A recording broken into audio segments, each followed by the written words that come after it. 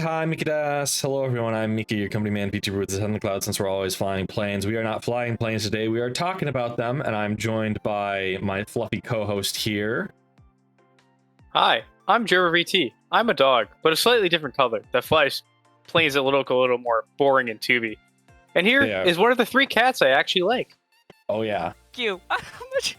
Hi, guys. It's me, the Cheetah. The Kiita.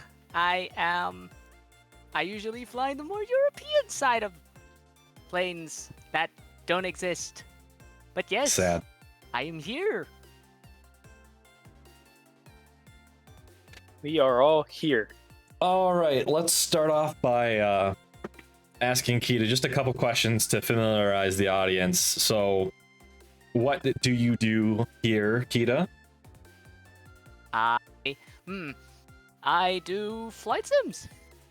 And where do you do them? That's it. Okay, What kind of flight sims do you do? Like, what content do you create? Yes, I do the DCS. I do the Microsoft flight sims.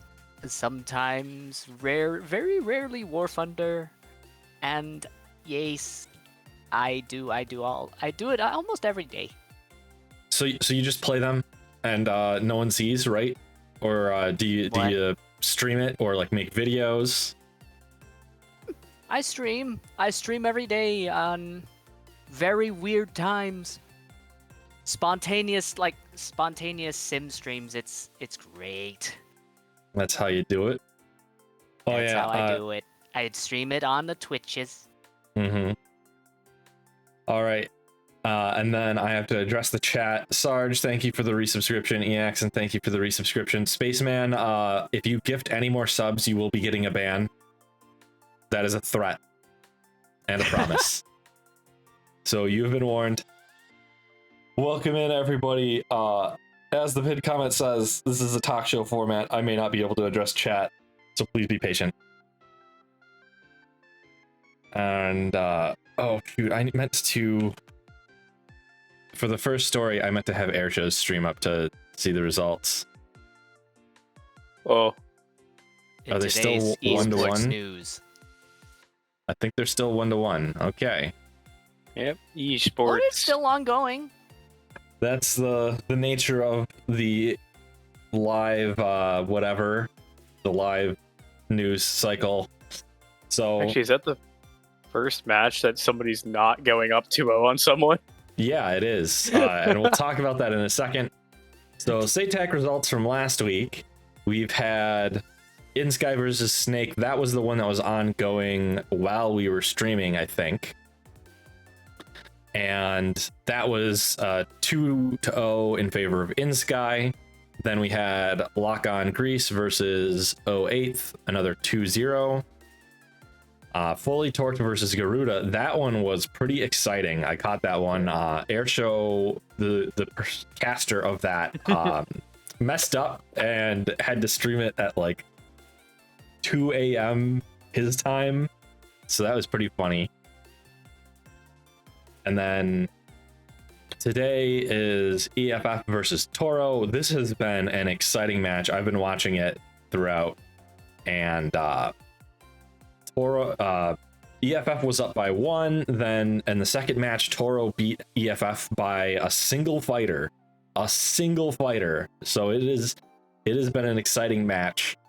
I can't wait to see the end of it. And then later today, we have Art of Warfare versus Bushido Fighter Group. It is 1-1 right now, and just starting round 3. Art of Warfare and Bushido Fighter Group? Nope, it's Toro and Earth Federation. 1-0, but they're 1-1. Yeah, it's round 3 right now. Oh yeah, they're just starting. Yep. So if you want to check that out, you can go over to Airshow D, but please keep both up because we need that precious watch time. Yeah, so we can have like, I swear we have sponsors that like, yeah. We need to keep the metrics up for somebody. I'm doing my best to beg ED to sponsor us properly by just giving us the news a day or two early with an NDA so we can write these articles a little easier. I wish I was kidding. They came out with the one civilian flight sim article last night. Oh, of course. That or Microsoft. It wasn't even Microsoft. We'll get to it later. It's a really hilariously named development group, but yeah, Kiitack. All right, you guys have any other comments on Kiitack? You catch any of these other matches this past week? The interesting airshow one, yes. There's most of the ones we've covered are airshow ones. Okay, well, the one at 3 o'clock in the morning his time. Oh yeah, the 2 a.m. one, Garuda versus Fully Torqued. That one was that was so fun. Sleep deprived. I get that feeling. I think it was a little more. I think it's a little more than sleep deprived in that case, but I think we should leave that there so that the Kiitack organizers continue to be happy. Airshow forgot that this is in 24-hour time, so he thought it was a 2 p.m., not a 2 a.m. Oh no! It's 2 p.m. somewhere in the world. Yup. Sure wasn't there. All right, next up, we've got actually 2 slides for this one because there are a lot of beautiful photos and I wanted to show off a couple of them. Heatblur has shown off the F4 Phantom a little bit more of its cockpit, particularly the rear seat, which is exciting for one of the 2 dogs here, possibly both of the dogs. Oh, that actually doesn't look too bad. I'm not a backseat guy. That almost looks simpler than the Tomcat by a little tiny bit. Yeah, so that's I think that's the radar scope. I am not a Phantom expert. I don't know too much about Ghost. I've played Phasmo a couple times. It's got that sun shield, so it just blocks off the glare. I've seen that on the F1. Yeah, it used to be pretty common you just when poke your head in, just poke your eye in, just to look at that, because apparently old-timey radars don't have the enough brightness to block out the sun. Well, when you've got a CRT, you typically have a curved surface, which is gonna glare horrifically all the time, versus a flat screen, and particularly an anti-glare flat screen like we've got these days. I miss my MFDs already. I can't wait to fly this thing. I really hope with their deterioration system, we'll be able to get like a mission maker to spawn one in terrible condition, and then I'm gonna ask EXen every single match or every single nuts op to give me the shittiest one that just has random failures. I'm gonna pretend I'm like a guy from Area 88, and it's gonna be a blast. So you can be like, you can just be the Iranian Phantoms that we fight against. You can just be on equal terms with them. Just take off, and one of the engine turbines just spontaneously combusts. That's what I want. That's my dream. I want to take off and immediately have to emergency land for repairs. The radar scope also serves for the TGP and TV guided weapons. Thank you, Exxon. It's almost like we should have Exxon on here sometime, but I don't know. We don't have him scheduled anytime soon. Yeah. We got that. We got a sneak peek of that on the what was it? The Wild Weasel trailer. When they launched the Mavericks, they've done that. Oh. Huh? That looks There's the full view of the rear seater cockpit. There's more video, or there's more images on Heatblur's Facebook. Facebook. That's what it was. I didn't realize the radar screen was that small. Yeah. The scale, it's a little misleading in the previous photo. Yeah, that thing's pretty tiny.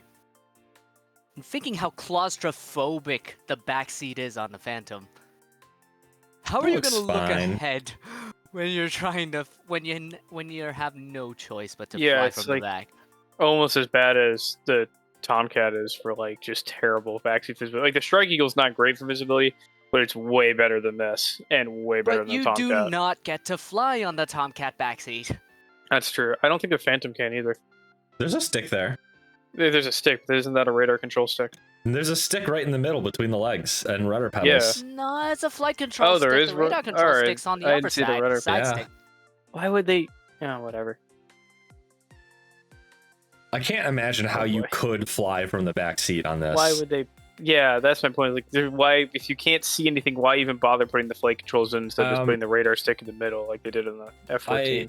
I imagine it's probably a You have case trainer in the of back. if you don't have like autopilot, you can take over for the pilot while he, I don't know, grabs himself a snack or something. Yeah. Landing with ILS. Well, ILS, But you they- still need a visual. These they things aren't like- auto land rated. They didn't invent the Delta Airlines Biscoff cookies though in the like 60s. So like, what would he even eat? the plane. You eat a Snickers or like a Mar bar. Oh, that's a little disappointing. I talked about it last week. It's kind of unrelated, but the Mirage, I believe, has a front view that's kind of like a periscope. So you could essentially see what the front view could see when you're flying from the back. It's kind of like a trainer variant. The WSO helped in a dogfight to roll the aircraft, huh? Oh yeah, when the hydraulics do the funny fucky thing that we have to fight it, then both pilots can fight the hydraulics at the same time. Oh boy.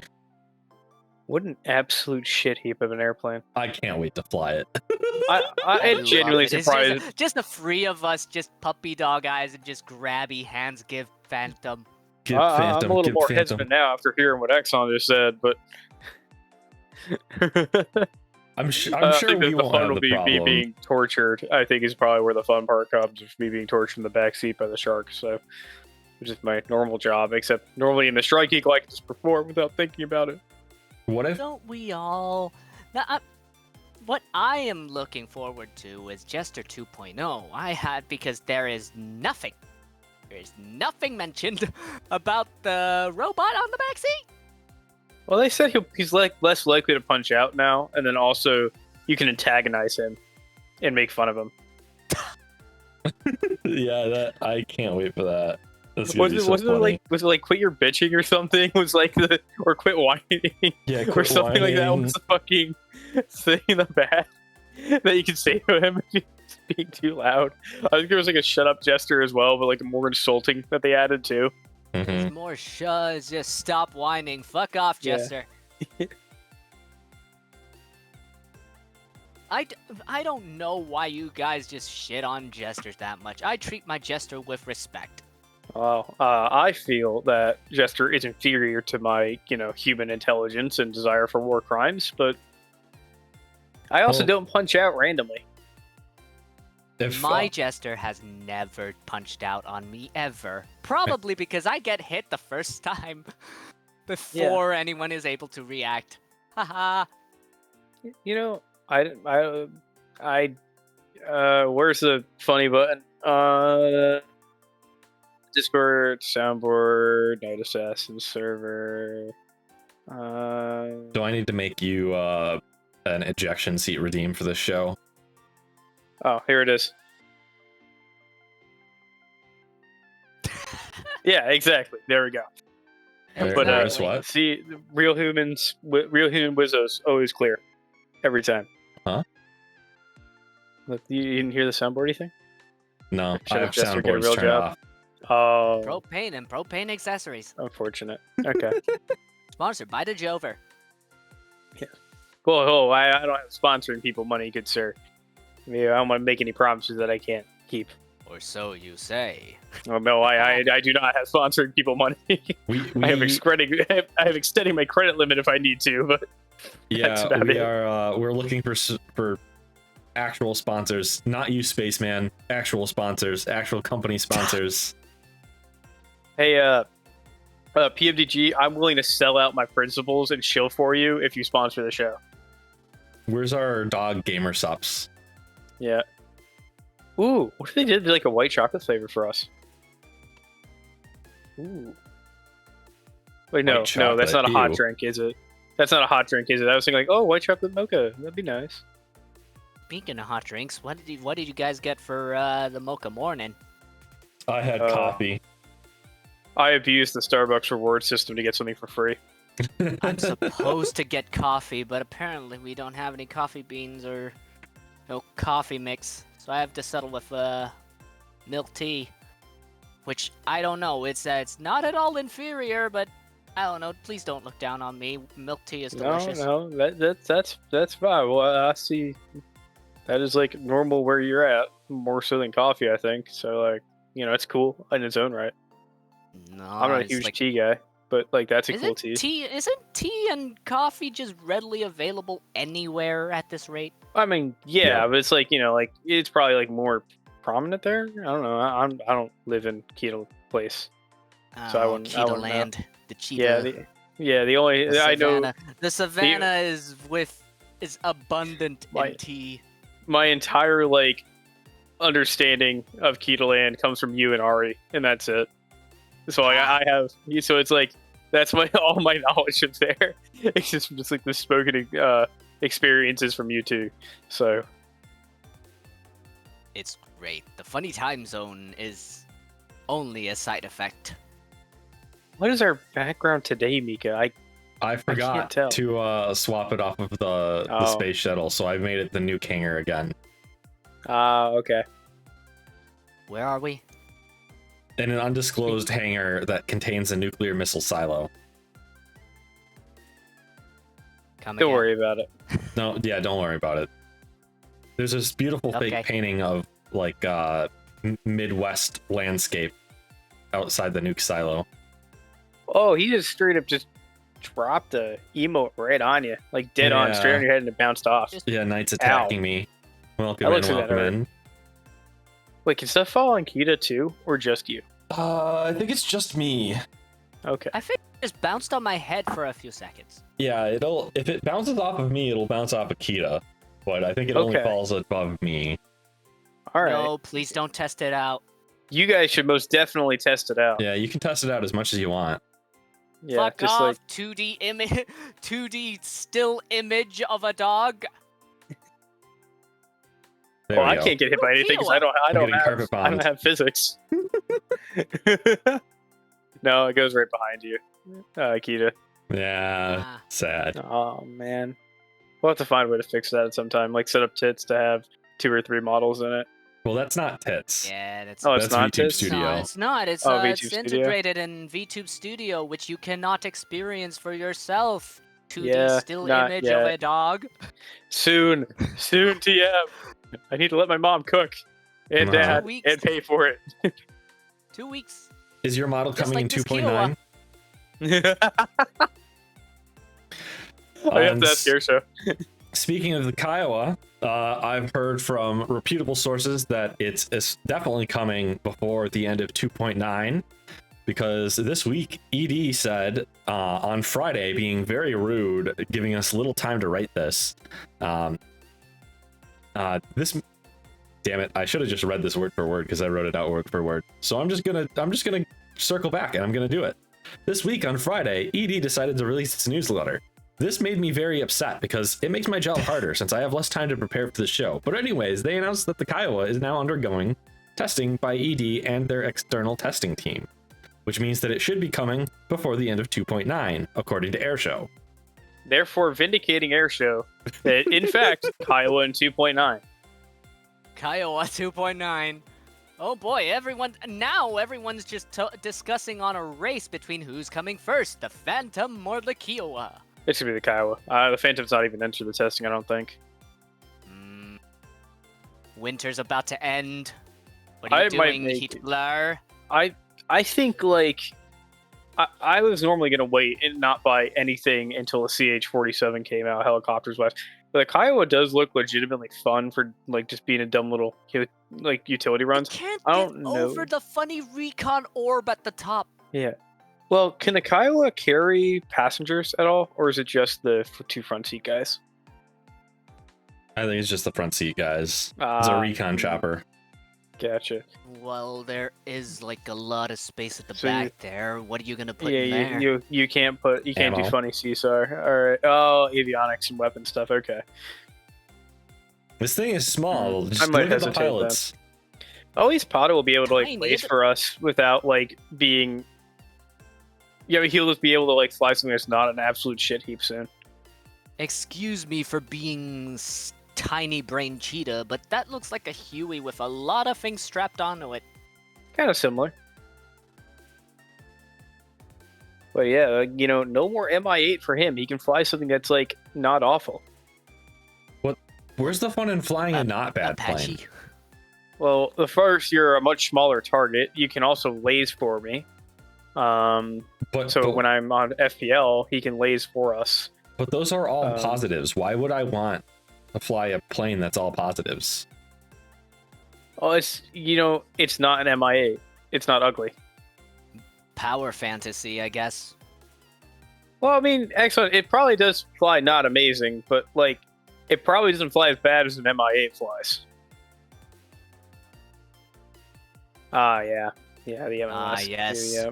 Things that That's I true. will never understand. Mhm. This statement has been made by the Fixed Wing Gang. Yeah, it's also true. Excellent. That's the thing, but it's also not an MI8. So I think it probably will still fly better than that. Unless you can take it off. I wonder if you can just take it off. That might be a little more fun to fly without it. Not Like allowed. the Remember it. recon pod. Yeah. All right, next up is DCS in the same newsletter that made me very upset announced their Lunar New Year sale for 2024. It has absolutely fantastic deals for a Razbam aircraft where you can get a staggering 0% off all of their modules. There is a long list of what is actually on sale. A large number of fixed-wing aircraft sitting at 50% off. It is a good time to get modules that you're looking for. Yeah. I swear. Speaking of that, I got something special for you. Ooh. Yeah. What's he got? You might have to turn on the reactive for this one though. Yeah. I have been waiting for this for a long time. Trying to dress Kiita. Ooh. Like. How do I look? There is something more to this. Let me. Oh, wait. Very let me, cute. Let me Very patable. disappear off the camera for that. It's kind of like you're holding it Because up behind the desk. I have waited. I have waited for this for a He's long holding time. a cardboard cutout of himself. You gotta be kidding me. I can still see my my Don't avatar worry from the about it. back. This The stuff effect- is fine. the It's like effect has been- you're holding it. There we So you're go. holding The effect You're has hidden. been diminished. Let me Wait, just, what are you implying there, Mika, by moving him that way? I just hit him What? where I could. Yeah, okay, Exxon saw that. That's. Oh I was my hoping God. you Alright, would if go you're behind my gonna play it model, that way, okay? all right. I'll just one up you then. Okay. Why didn't I So prepare for this for You're sooner? fine. Oh well.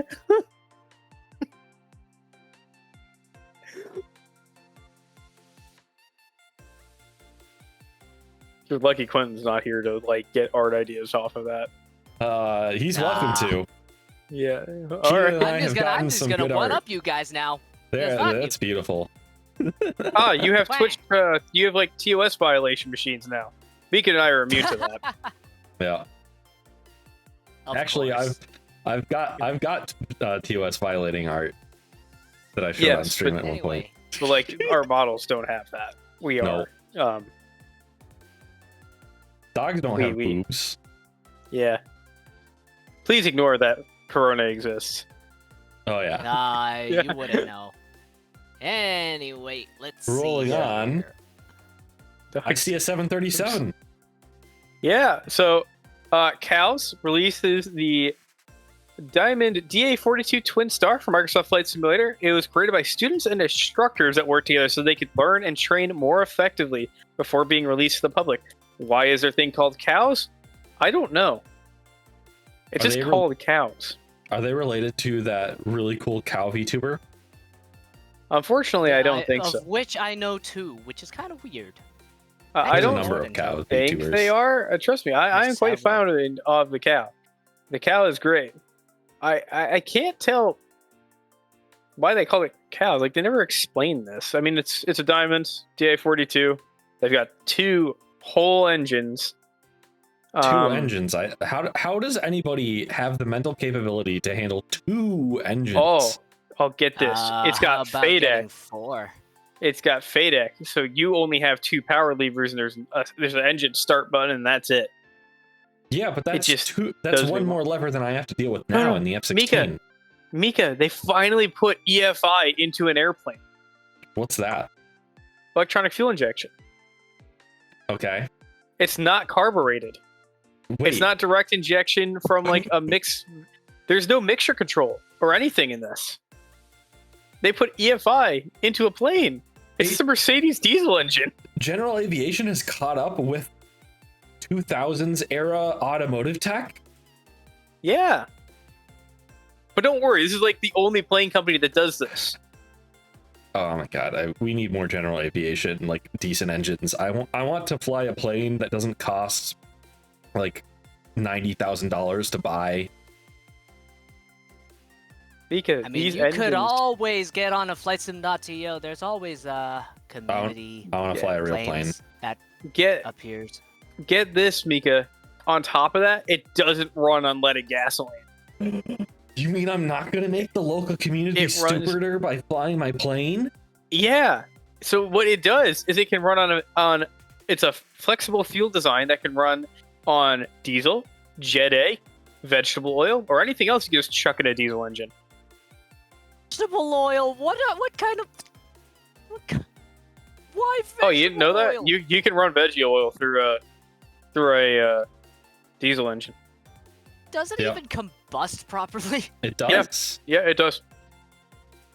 I think you just need some I think it was like diesel engines typically need some tubes replaced to run veggie oil. Yeah, this one can run it out of the box though. It depends which one stains the pipes a lot more. Sometimes Because it's then the pipes this used issue for of clogging, you know? Yeah, sometimes it's diesel engines or gas engines will have very specific tubing that is resistant only to gasoline or diesel. And so you just have to get slightly better tubing that's resistant to multiple things. Yeah, and this can also run just regular. I think it can run fuel kerosene as well, like heating fuel kerosene. if You needed. mean it can run on off of rocket fuel? You could throw RP1 in there, yeah. Because Rocket fuel. Isn't rocket fuel Ar- hydrogen? RP1 Hydrogen No, and for oxygen? kerosene is a common Sometimes. one. Kerosene's pretty Ah. common. It's actually just a more refined version of Jet A that they use. It's cheap. Mm. Tata, if anybody's going to run LPG, it's probably going to be Diamond, which I don't think they're going to do that right now. I don't think they want to do FAA certification for liquid propane. I don't know. Aren't we experimenting with electric? Electric's Electric tough planes? because it's really heavy. Yeah, it kind of sucks ass for airplanes. Yeah, people with their cars don't realize, but like a small electric vehicle weighs about as much as a pickup truck because of the batteries. So it's a problem when you try to put it into an aircraft. Because, of course, if you burn off fuel, you just get lighter. If you don't, If you don't. technically when you use energy from your battery, your plane gets heavier. The Oh, only successful example I could think of is just literally a wing made out of solar panels. yeah, and that's not going to lift very much. No, you're not gonna bring passengers on that one, that's for sure. Yeah, If you're ultralight at best. If I remember correctly, Single person, lighter. there is one company, there's like one general aviation aircraft that is battery powered, and it is like a 2-seater Cessna kind of plane. And We had its one. battery time is 30 minutes. We had one at my old college before I left. We had one for testing purposes, and it performed about as well as you'd expect. That's like 30 minutes, assuming optimal conditions too. Pro tip: in Florida, it's not optimal battery operating conditions, with very thin air as well. It's high temperatures, Mm-hmm. and you get maybe at most 20 minutes of pattern work out of the thing. What I wonder is if hybrid engines would ever make sense for airplanes, but I suspect the weight would be too much of a problem. I think we're probably, if anything, just going to skip straight to liquid hydrogen. Probably. How are you going to? Well, if you turn those props, maybe. You know those rat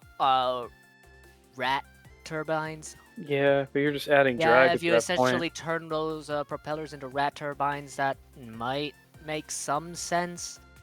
You'd only generate in a dive though. Otherwise, you're just adding additional drag on. It'd be more efficient just not have the drag from the turbine Probably in in the a first place. glide. Yeah, it's yeah. I mean, hybrid makes sense in a car because you have regenerative braking that you would use all the time, which is why they're so efficient. But in a plane, you don't do that. You're just at a constant speed and constant power setting in cruise.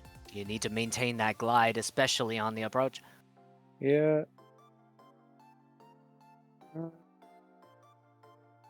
That's Anyway. I mean, we're still for the majority using leaded gasoline. So I like the study that a friend had showed me where the average intelligence of school kids near general aviation fields is significantly lower. That's pretty bad. Yeah. But don't worry, the FAA has been working on a solution. Just ignore the fact they've been doing it allegedly for 50 years and haven't come up with anything at all. It's so frustrating that people are like, hey, you can take automotive engines that are perfectly reliable and you can use them reliably in airplanes.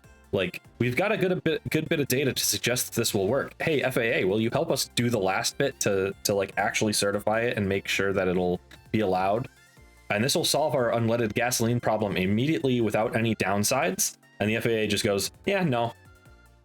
No, there's like a non-zero. Okay, there's a 100% chance that Lycoming and Continental are paying off the FAA for this. Allegedly. Oh, no. I'm not even going to say allegedly. They're definitely doing it. It's called lobbying. They're not paying them off. It's called lobbying. We don't want to knowing get sued how the for FAA slander. people are that aren't air traffic controllers, they are definitely taking straight up bribes. Don't get us sued. I don't care if they just sue me, FAA. You've already hurt my life enough. What are you gonna do? A little bit more? Sue me. I don't own anything worth suing for. Take my $40 in my bank account. I think all they got is just, are you allowed to fly? Yes or no. That's all they can dictate. Oh no, they can do much worse than that. Mm-hmm. Trust me. They are some. Sergeant tested. There's some put us on the no-fly list. They've already taken away my ability to fly, Kiita. I don't have much more to lose from them. What? They're gonna sue the guy once again that has $40 in his bank account? Woo.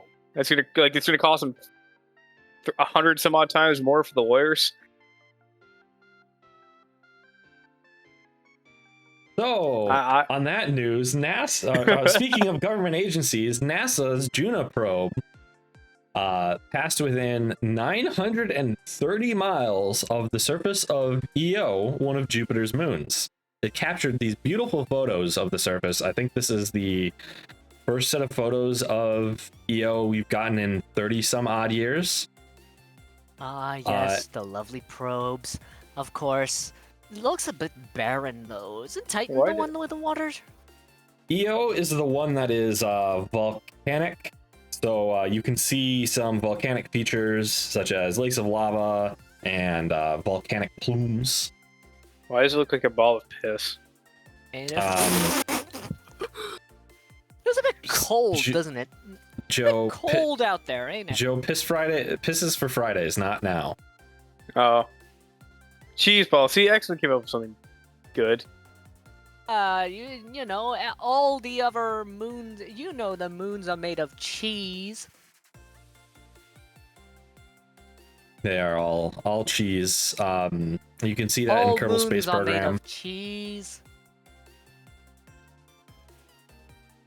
It's true that Kerbals eat it in Kerbal Space Program 3.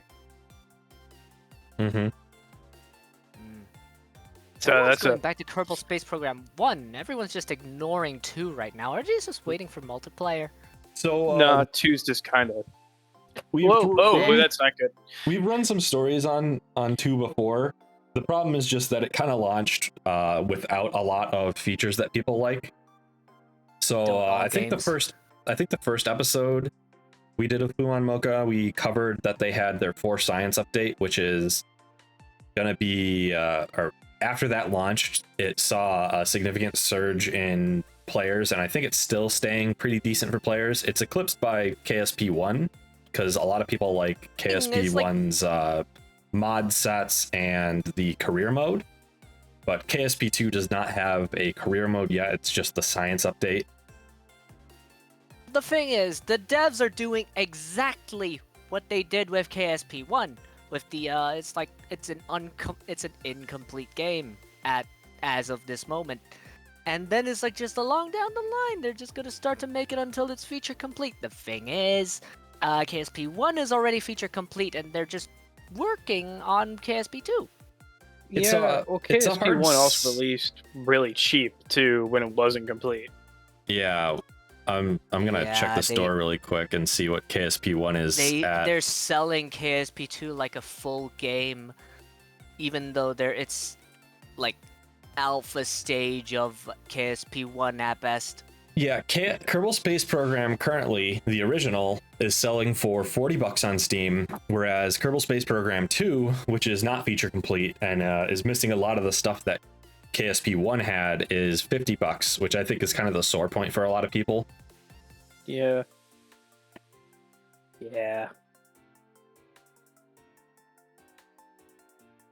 But we'll hope that the devs can pull it through, keep up the pace. I remember they said they planned to release completely like 2 years ago, and I think they really overestimated that.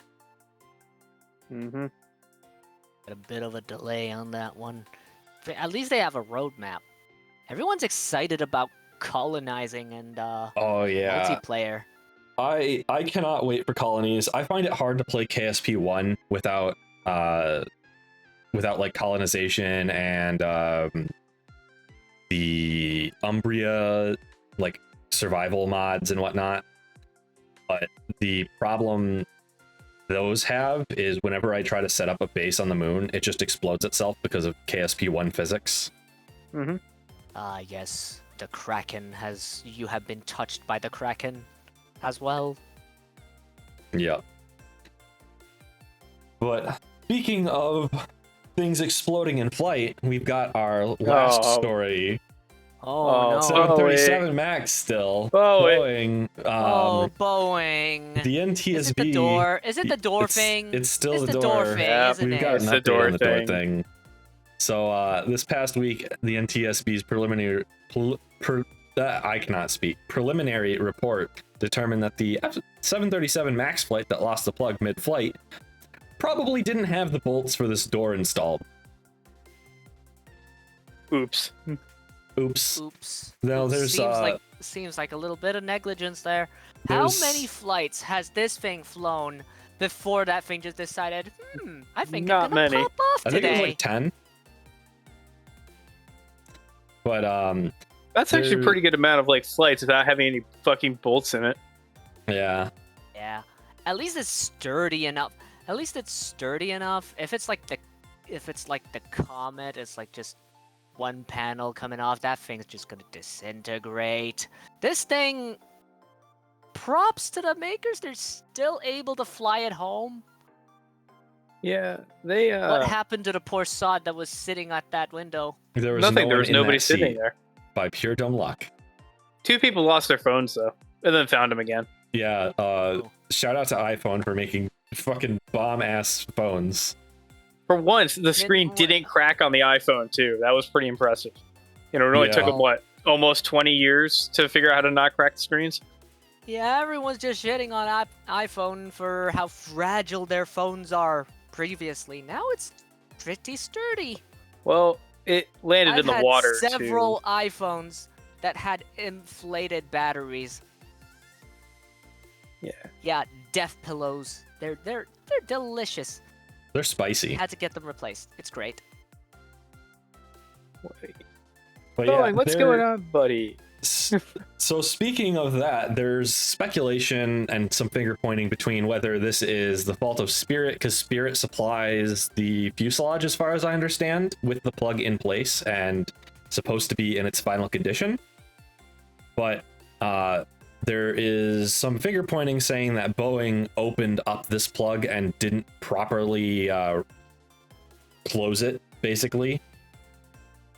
So then the next question is it going to be a process error, or was this negligence? Well, to be fair, Boeing actually offers several different seating options, and this is like the tighter budget airline configuration that just removes that need for an emergency exit. Well, it was so that one has the door because it's a higher capacity, so they have to have it. This is the spread out one because it's Alaska Airlines. They have a business and first class at the front, economy at the back, so they're more spread out, making their passenger count lower. So they plug the door instead of having an operating door that they have to maintain until it doesn't plug anymore. Yep. Until it decided that it's just gonna pop off 30,000 feet in the air. Well, it wasn't that bad. It was only about 10,000 feet. Mm-hmm. So it didn't even drop the oxygen mask, if I remember. Maybe like a few of them, but like from the it did drop the masks. Yeah, okay. It dropped all the oxygen masks. They didn't really need them at all. Rapid decompression, always. Because remember, it threw the cockpit door open too because of the depressurization. Yeah, and that's a pretty tough lock and a really heavy door. Oh no, it's supposed to do that because otherwise you break the wall and warp the door. All right. Well, that would be kind of a curvy door. Yeah, weird tangent though. Do you guys know an incident like a couple decades ago? It's a Hawaiian. Oh yeah, also 737. It's a classic though, but the entire top of the fuselage just disintegrated. But that thing was still able to fly for some strange reason. Weren't we supposed to do a thing where it was like a parody of the front fell off thing, but it was air show and it's the door fell off? Oh yeah, did we talk about that during his episode? We gotta get on that. Oh man, it's gonna be too late. I was gonna say if we need to fill time, we could bring air show on for another episode. Like if we don't have news stories, we could bring them on for that segment. Yeah. Oh, yes. The door fell off. Speaking of which, I got an idea for Night Assassins Week. I'll tell you about it after the show. Uh-oh. Oh boy. Yeah, this is gonna be a good one. Don't worry. I think that's all of our news stories. Everybody in the chat, laugh at Boeing. I want to roll back a little bit because I think we skipped a bit on the Lunar New Year sale. What did we skip? I'll take over for that one. See, it's happy Lunar New Year, guys, and the DCS store has up to 50% off on the on several modules. So go check up on that store. Check up on the DCS store. Maybe get a pre-order. Maybe get a pre-order on the Phantom. I think that's 25% off for now on the pre-order. But yeah, up to 50% off. It's also available on Steam, and I believe this Lunar New Year sale is gonna be lasting from the 7th to where is it? Where the heck is it? Yeah, the 7th to the 18th, so plenty of time. You can get DCS Combined Arms for 50% off. And I don't know what you're going to do with Combined Arms. Make the boats shoot at each other. I don't either. Super Carrier is 50% off too. Oh, yes, Super Carrier is also. So you can just like piss away your money but for half off. So you can have a single carrier that doesn't work. Yeah. Well, actually several with very little variation. I think only one works though. Like works. Mm-hmm. I think it's just the Stennis that works. Stennis. Let's see. FC Free though. What pisses me off is that, it's the year of the dragon and they don't give any sort of discount to the JF-17. Yeah. Yeah. We got. You probably should though. Yeah, it's 30% off for the JF-17, which is a very underrated jet. Well, if you're a fan of Pakistan, then probably that thing would be on your radar. There is like a Pakistani want Kiitack team that runs just a Jeff. Yeah, if you want an aggressor or a Red 4 equivalent of an F-16, there's your guy, JF-17. If you want an objectively inferior F-16. Did you know for the Chinese designation, the Xiaolong, yeah, it's a dragon. It's a little dragon. Isn't that... Wait, how do you spell that, Kiita? Like with the Latin Xiaolong, characters? it's a Xiaolong. Wait, isn't it the same name as like the soup dumplings? The what? Xiaolong Bao. Yeah, no, I could have sworn it's the same name. Ooh. No, it's not. You It's see, the JF-17. Some words are practically the same in pronunciation, Jackie. So, yep. It's not a dragon. This is actually technically it's a fierce soup dragon, but I like to call it the little dragon. Or the soup dumpling, I guess, in this case. Yeah. Those things are delicious. I love those so much. I wish I knew how to make those because like I have no talent. Don't you when you came out, weren't you like advertising to be like a cook at some stages? If I wanted to, if I had the equipment and like a kitchen that's like bigger than a postage stamp, yeah, but I do not have the space to stream cooking. That's just not gonna work. Reveal when. We already did that. Does work, man. Just get a hot plate, stream it. We like literally did a 10-hour stream of building the Lego Concorde, like where you could see my hands. Right, I remember that one. And I almost accidentally ID revealed myself to pull myself back from the camera in time when I was warned by my chat. That's the joys of hand cam streams. I think I did it once when I'm building my PC, and never again. Mm-hmm. This a highly suggested thing is if you're doing a hand cam stream, just be a PNG tuber and wear a mask, and then you don't have to worry about it. I didn't think of that because I'm dumb. Well, I'm already a PNG. I didn't think of the mask part. I think I've had instances of the back of my head just being exposed, but nothing too. They now know that my hair color isn't accurate. Don't we all? Yeah. His hair color isn't accurate. Mine is, at least. Who knows? I don't think Mika's old enough for white hair to be accurate, but I am praying that I will go gray as soon as my grandfather did, which is soon. I want to be a sexy person with gray hair. Oh no! Some hair dye for the azure white hair. I'm gonna bleach my hair so I'm actually just graying early. Mika. What? I forgot. Lost your train of thought there. Why did there I isn't move? A train. There's like it's a bus at best. This is just a plane. It's a single plane. I mean, not even. It's like caravan. Like it's like at most either a bus or like a Honda Civic. It's not a train of thought at all. It's like it's never going in the correct. It's like a Honda Civic driven by like an elderly person in Florida. Like it's dodging all over the road. It's like going the wrong way up the street, crashing into everything, terrorizing the Aldi parking lot. You know, that whole deal.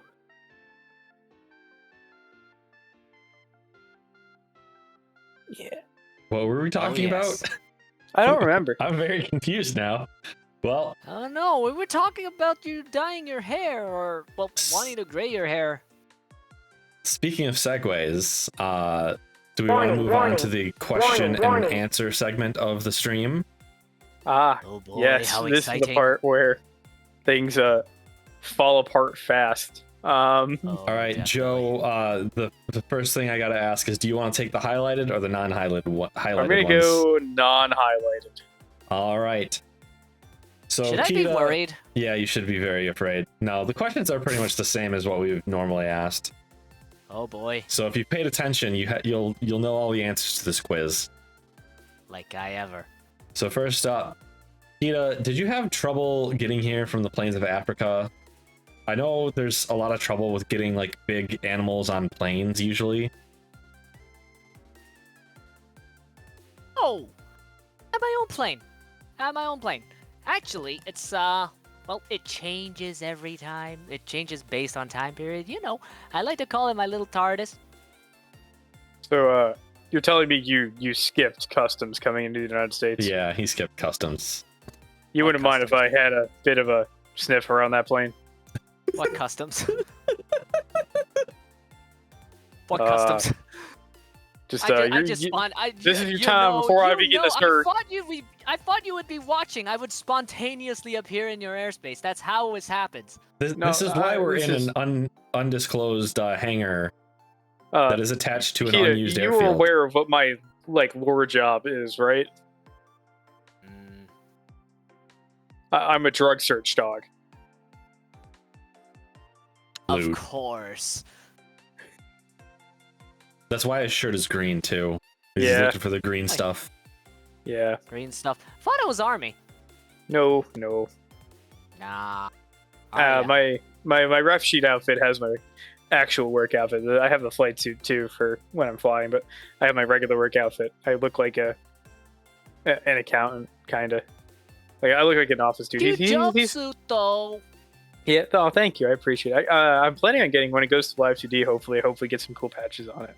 I've been asking people for permission for a few of those. So come back in 4, 5, 6 months, and we'll see. Who knows? We'll see. Episode, we'll see. You might actually 40. be able to start moving. Yeah. So I think that brings us next question. This was an audience question I was told to ask you. How do you get past Battle Eye as a cheetah? How do I get? Huh? I don't know what that means, but it's Battle Eye. I was told to ask. Battle Eye as a cheetah. Oh, I get that one. I get that one. Battle Eye. That one? No. I cross that one. I get straight up banned. That's why I just disable it. Gotcha. I'm guessing it's some sort of anti-cheat. Yeah, it's an anti-cheat. Oh, okay. Oh, I get it now. Yeah. That's why I laughed at it so hard last week. I was given that question a while ago. And I'm like, what the hell is Battle Eye? Is it like a game or like a boss within a game? What is it with the cheetahs? That has played and I didn't get the fucking joke until like now. And I was like, all right, you know what? I don't know what this means, but I'll leave it on there because the person, it'll probably make sense to somebody else. You just hit me on that one. It's like, how am I supposed to answer this? Oh, I know. I'm just gonna beat the shit out of Battle Eye. All right, Nika, your turn. All right, on to the more serious questions. Kiita, how did you get started with flight sims, and what was your first flight sim? How did I get into flight sim? Well, it all started with a day that I was 10. Yep. Little Cheetah was, not very... Well, I had to practically beg to have FSX. So yeah, I had to actually actively look for flight sims out on the interwebs. And the first flight sim I came across that's like a dedicated flight sim is actually a little ditty called YS Flight. It's a really old, almost 60. It's like 64-bit. It's a Japan-based open source flight simulator. It's quite a few lot bits. of air combat on that one. Are you familiar with YS Flight? Never heard of it. No, I started on FSO2. I don't even know if it exists on the internet at this stage. YS Flight. Yep, it's there. The only free flight simulator when anything is possible. Yep, that's the one. surprisingly, it still exists. It's not like a full-scale map or anything. It's like just one. It's kind of like DCS that you have to have. It's a fixed map of a square. Apparently, I believe there's a. It could be done for air combat as well. I don't know. It doesn't have a big following. Funny thing is, I started with mouse and keyboard, the mouse yoke. I was a mouse yoker. And the thing that got me to switch was actually MS 2020. You see, mouse yoke does not exist on Microsoft Flight Sim 2020. And so I had to switch to controller. It should be illegal to fly. It's down the rabbit hole. It's down the rabbit hole. I was a controller until I discovered DCS. And then I went to get my first HOTAS, which has been with me for the entirety of the 3 years. Yes, 2 to 3 years. So yeah, that's how I started with Flight Sim, and we're still going. Still going strong. Still going strong. I actually went to get an X56, but it hasn't really worked out for me, so it's just on my windowsill, just gathering dust. I just went back to the T1600. Maybe it's like your brand of beer or something. Your first brand is what will always be your favorite. Mika, I just hasn't told you to drink something. Yeah, I did it. Good job. Beacon of drinks. I finished my tea. Very nice. I had my coffee too. You put milk in your coffee? No, not really. Well, actually, for the cafe mocha, no, I don't. I like milk in my coffee. Milk and sugar. Milk tends to make me really violently sick, so I don't really bother with it. Oh dear. Yeah. I It do can't be like handle that. espressos. It's just downing like a small drop. See, if I could just You gotta sit down and inject, enjoy it. if I could like inject caffeine into my bloodstream, I would just do that, but I can't. So it is what it is. You know, you could Is just take that an caffeine execution pills. method? I mean, there are the pills, but they aren't, they're pills. It's no faster just than dropping coffee. emotes on your head. No, this is what they do. It's don't. Yeah, it's a I game. literally do not pay any attention. He's gotta pretend it's not happening. Mm-hmm. It's extra hard because I move around a lot. Mm-hmm. Aha. Dodgy little bugger, aren't you? Yeah. Where were we? Oh yeah. Yes. Unhighlighted questions. Why did you become a content creator? Why would you do something like that to yourself?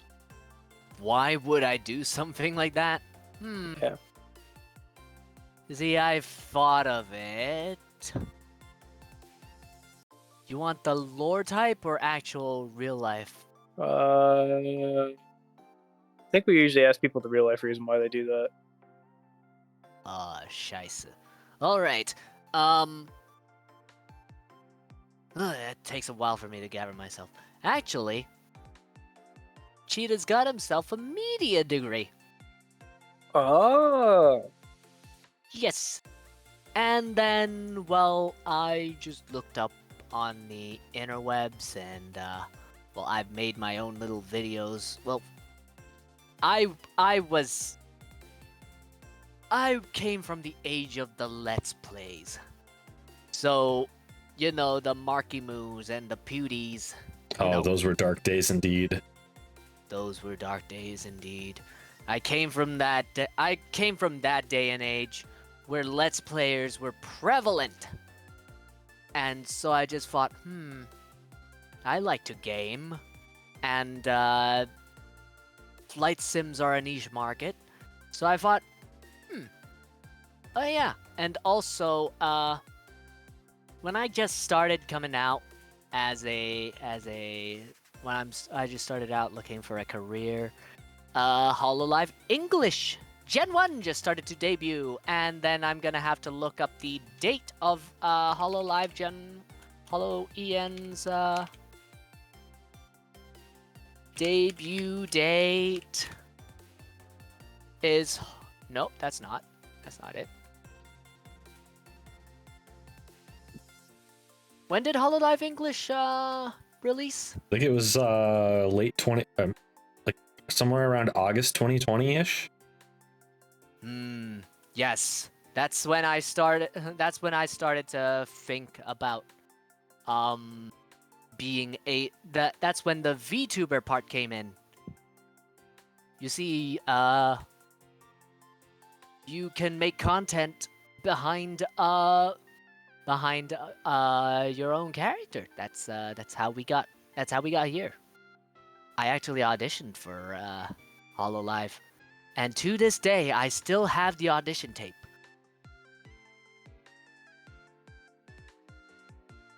Yes.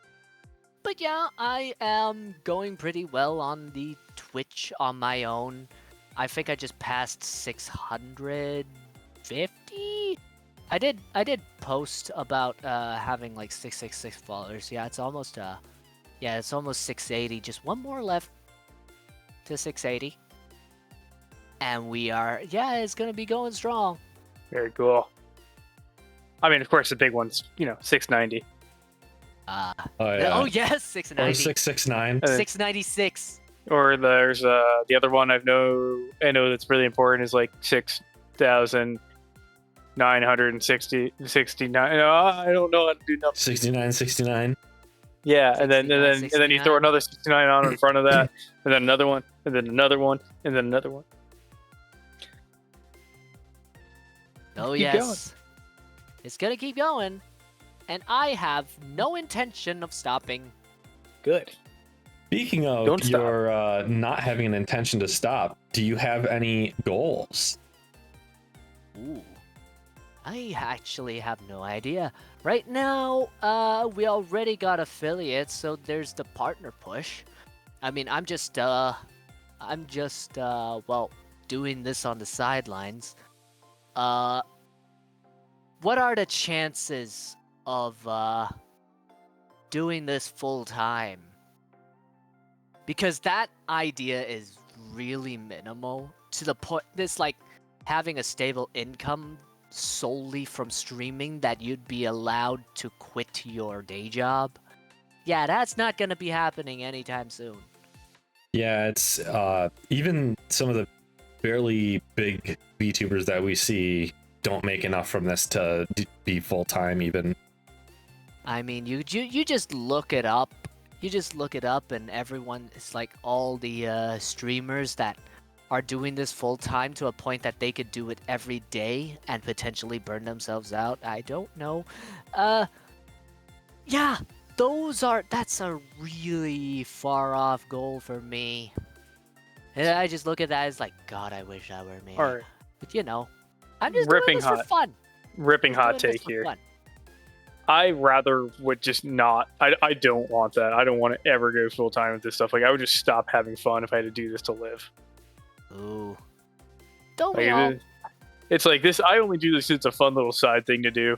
And if I feel like doing it, if I feel like going live, I go live. If I don't feel like it, I don't. If I made enough money from this to like live off of, I think the most I would do is work about half the hours I do, or somewhere between 20 and 40 hours a week. Yeah. Because I like engineering. I'd probably just up and quit and get a new job in engineering. Yeah. And work part-time and then just do this whenever I want. But yeah, right now, I think I thought up of a goal. Yeah,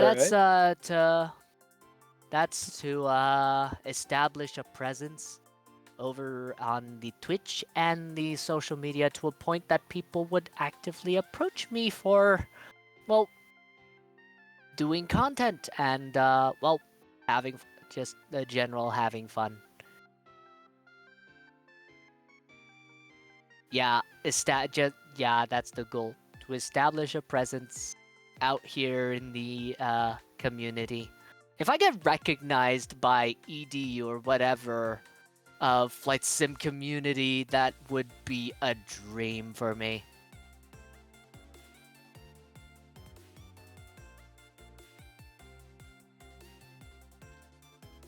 All right, Sounds like Gio. a cool goal. Okay. This is the one that normally takes half an hour to be answered. That's Oh fine. shit. What is your favorite airplane? What is my favorite ad? Oh my god. Wow. Holy hell. Okay.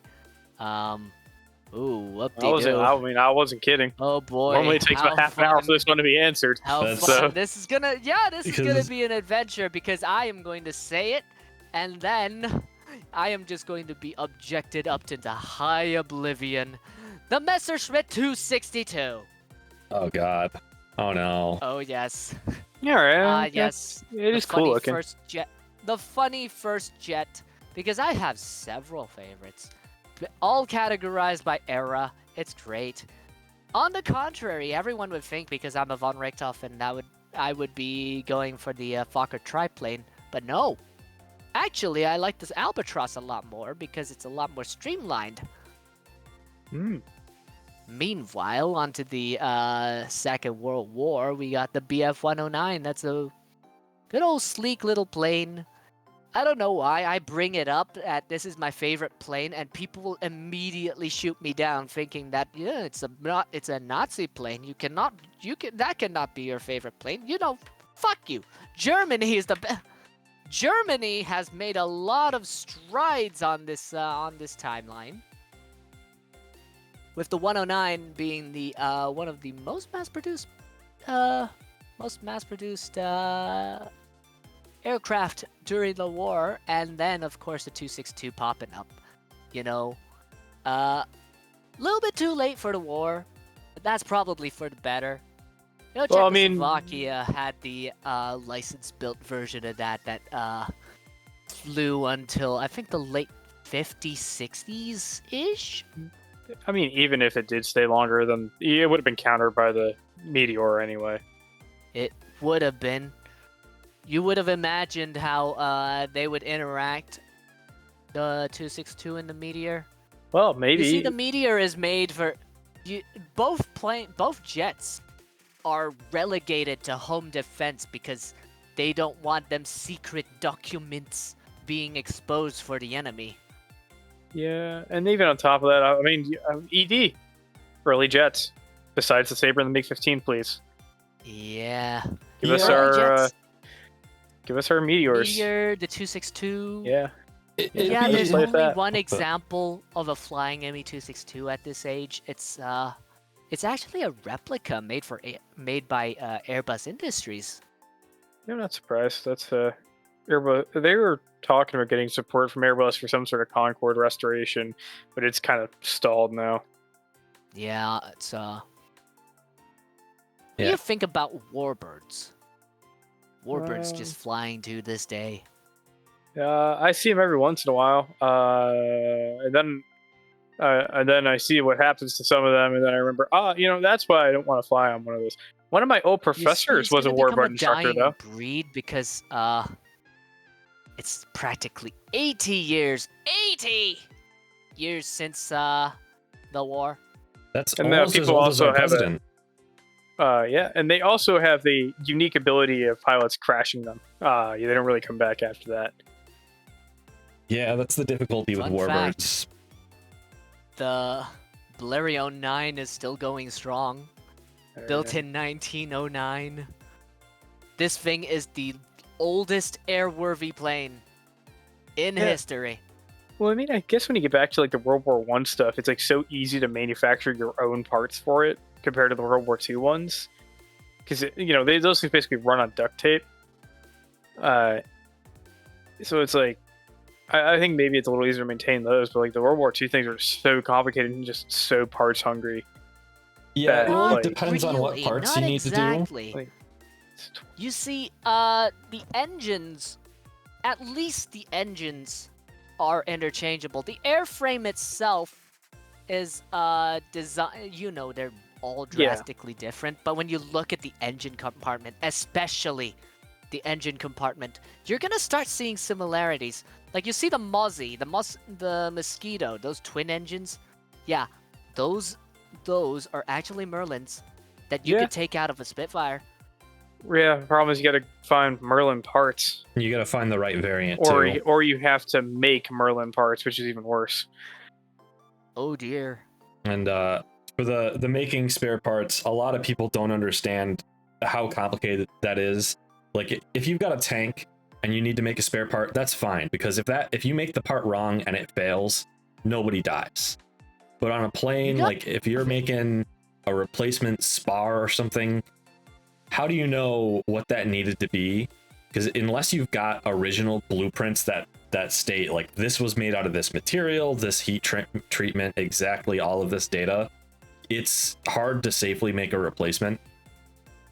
Is if you want to have it, you want to maintain an authentic experience. You see, if you're a lazy ass person, you could just select a modern engine that is similar in size and weight and just wedge it into that airframe, and it would still work. Well, then you have to do a whole bunch of redesign. You'd have to have an experimental, and then it would also have to be still approved by the FAA for aviation use. You could definitely go to like Lamborghini and say, "Hey, I need a V12 to put in this," and they could make one, but you couldn't put it in a plane, at least not legally. And you know, if you do it illegally, you go to jail. Oh yes, jail's bad. You see, I have personally a bias towards European-made aircraft, which is why I am a stan of the Airbus, and when you give me a Boeing, I will point and laugh. Yeah, because Airbus gang. Yeah, no, it's fair. It's fair. It's like sometimes I like flying the Boeings, like the nicer ones, but not the bad ones. It's like a constant feud.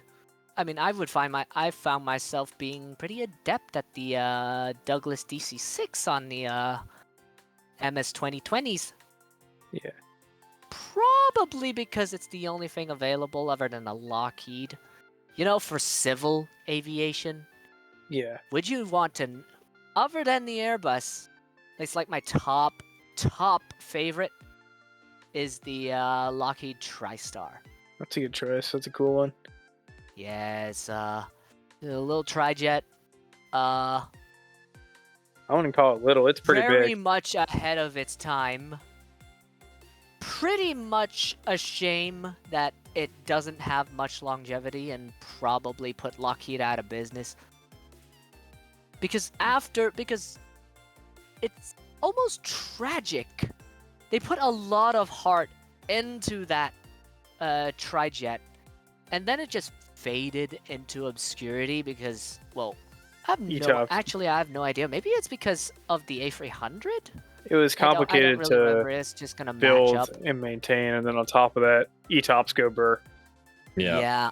Lockheed, it didn't really become popular at all, and it put Lockheed out of business, and they just vowed not to enter the civil sector ever again. Until they did. Well, it's kind of Greek tragedy. Lockheed made something? Oh, they still do. Yeah, it's in active production right now. You can buy civilian model C-130s.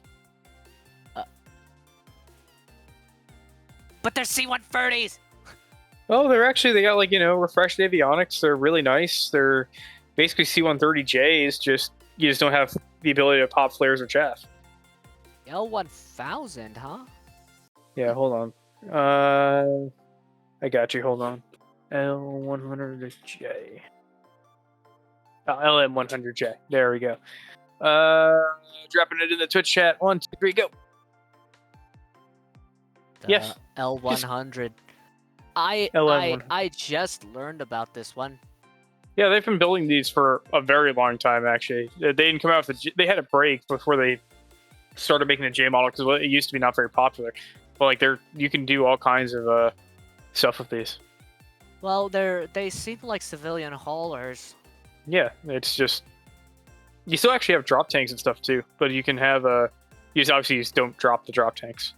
You don't. But yeah, you can do all kinds of stuff. You can do just You can do outsized cargo. You can do regular cargo. You can do medevac stuff, aerial firefighting, logistics, remote delivery. Short field. If it exists, you can do it. Yeah, it can do all kinds of different stuff. You know, and you can load and unload very, very quickly with the ramp. Yeah, but still, it's like a refurbished model for. Oh no, these are new builds. Yes, yeah. Yeah, But the design, the blueprint is still the same. It's still out of a C-130. Yeah, but it is a civilian product that they sell. Which after they still, you know, they bought Sikorsky, but that doesn't count. Yeah. Still, TriStar, my favorite jet. I really want to fly it at some point. Mm-hmm. But who knows if they're gonna release it for any of the flight sims? Maybe 2024. Which kind of reminds me, why did they decide that MSFS 2024 would have to be its own standalone feature?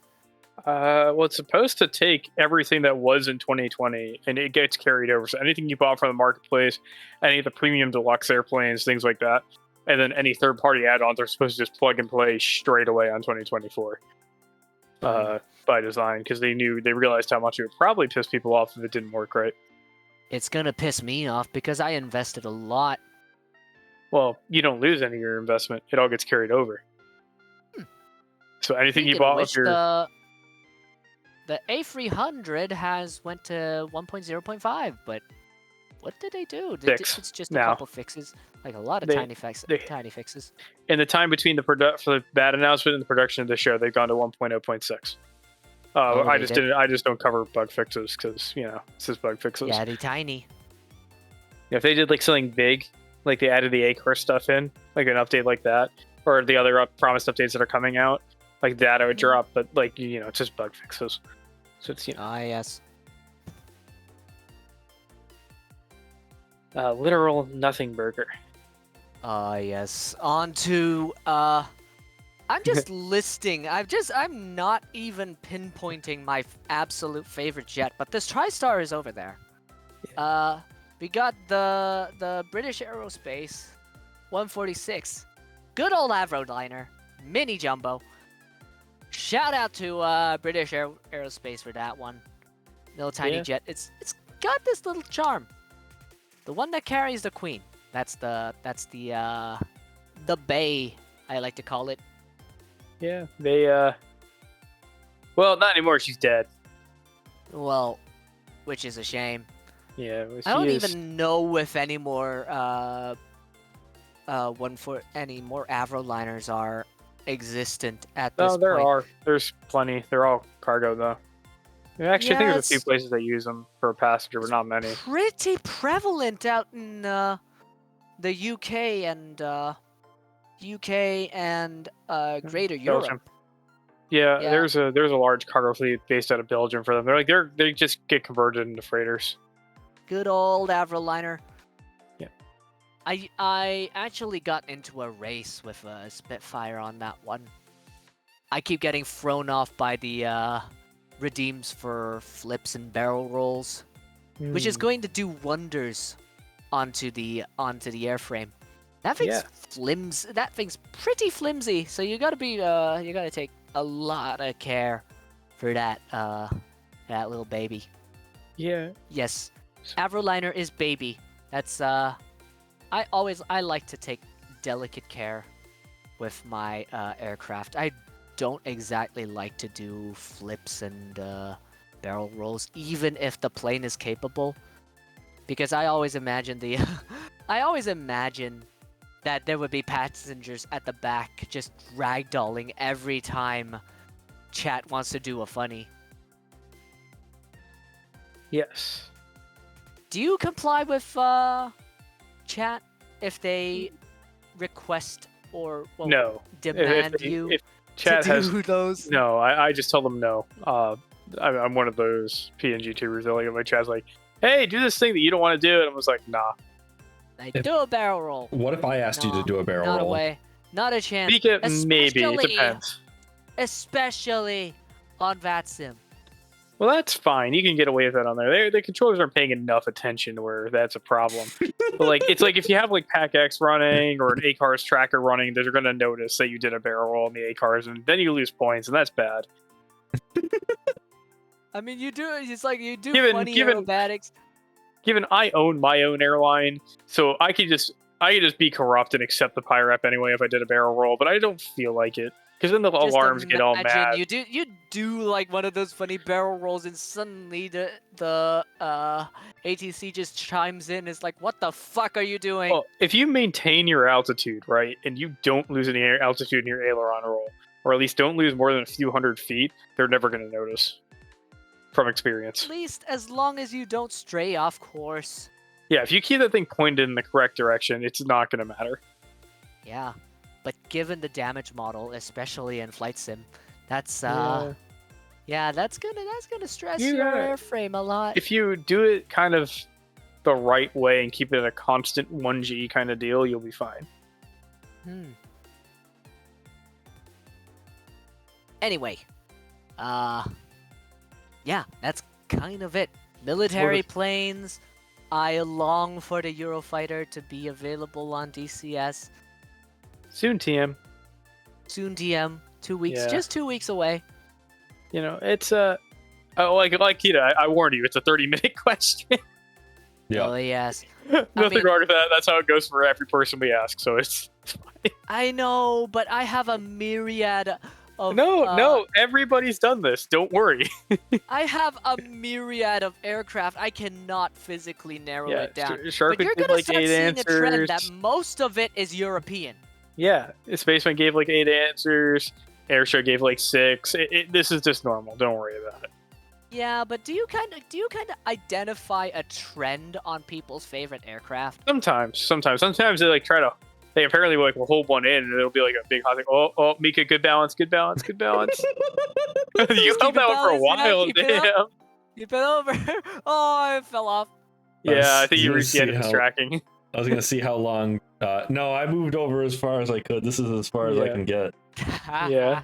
No, you could just move your head around, just play keepy uppy with one of those emotes at some point. That's exactly what he just did. Yeah, I was about to say I've been doing that for a while, no, seeing if anyone's gonna catch on. You can just bob your head a bit more, so you make it bounce. So you could just play keepy uppy. I don't think you can. Yeah. I don't think you can bounce them that well. No, that's a shame.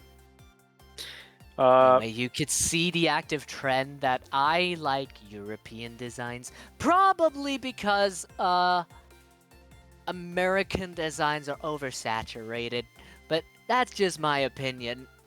I mean, I appreciate the Raptors and the Lightnings and the good old Birds as well. But for me, it's gonna be the Eurofighter. Eurofighter, funny triangle. I don't know how to explain this. This is like, well, it's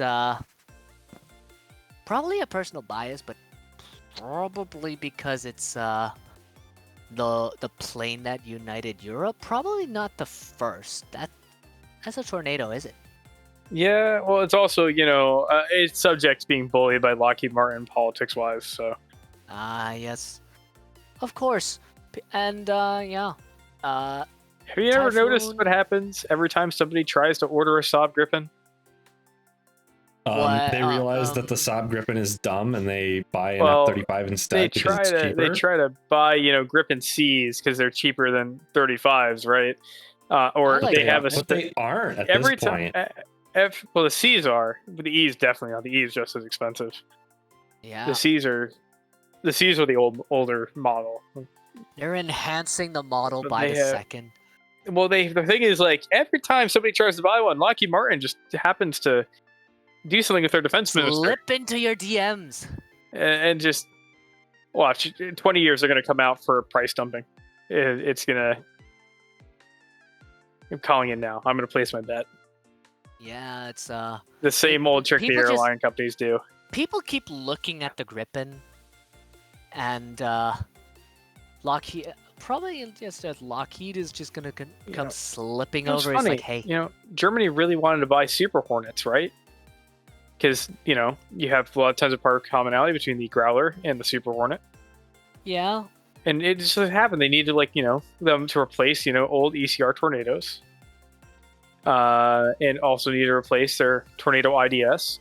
And it was a firecraft that gave the capability of good multi-role stuff, while being fairly cheap to operate and allowing a one singular common type. And just so happened that exactly when Germany was going to buy them, they removed the nuclear capability from the export version of the Super Hornet. Wow. Making it unable to be used for, a replacement for the Tornado IDS. Leaving only the F-35 as a purchase option. Wonder how that happened. A wonder. But at least Germany is sensible enough to buy the A variant, unlike the UK. Because they bought all the Bs. I know. Justified for the Navy, probably. Because, it's a Stovel. Yeah. Yep, it's a Stovel plane for, the Queen Elizabeth class, which obviously is not based on the is not named after the late Queen. It's named after the late Queen. The Elizabeth very dead, First. the very old Fun one. fact. Fun fact. Yeah, but yeah, Stovel, essentially Harrier 2.0. But what offends me is that they didn't buy the A variant. It's like they didn't buy the A variant for the RAF. The RAF also has the B variants, and I'm just like, why? Yeah, it do be like that. Well, let's have a little bit of negativity here. Mika, your turn. Huh? Next question. Oh, I'm gonna take this time to circle back to Kiita's first choice of favorite airplane, the ME-262, yes. and say that it's perfectly fine to like the ME-262 because I too like airplanes that have a higher tendency to kill their pilots than anything else.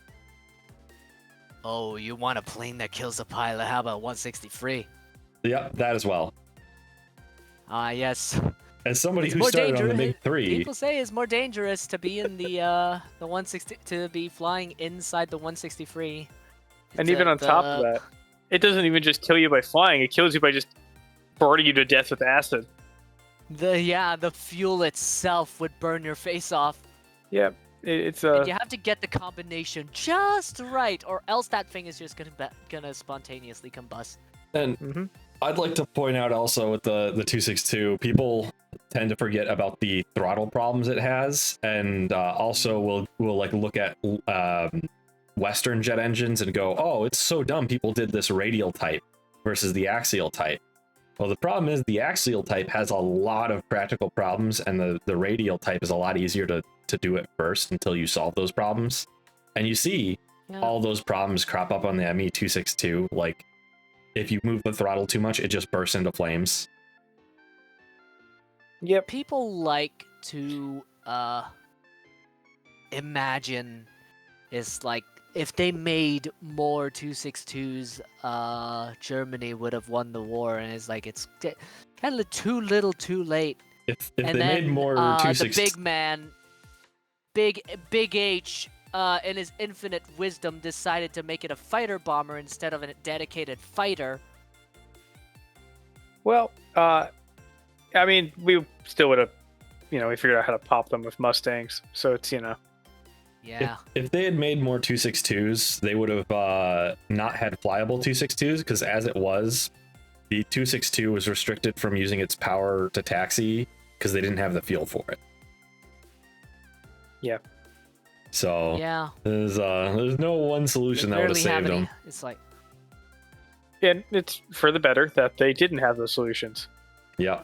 Look, they're just lucky we didn't bring the B-29 over for them. Like it, getting pounded by B-17s in Lancasters is already bad enough. You just go throw like the old B-17 on there just to.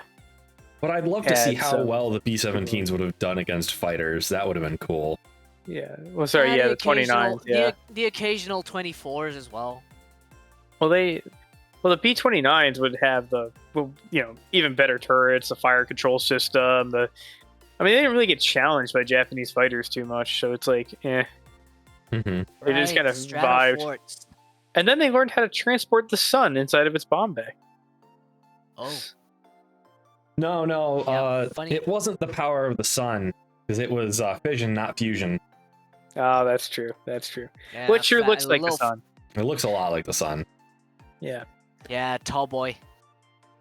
What was that Probably a video? fat The man. weather. It was like it was like the weather in Texas, and it's like 100,000 degrees.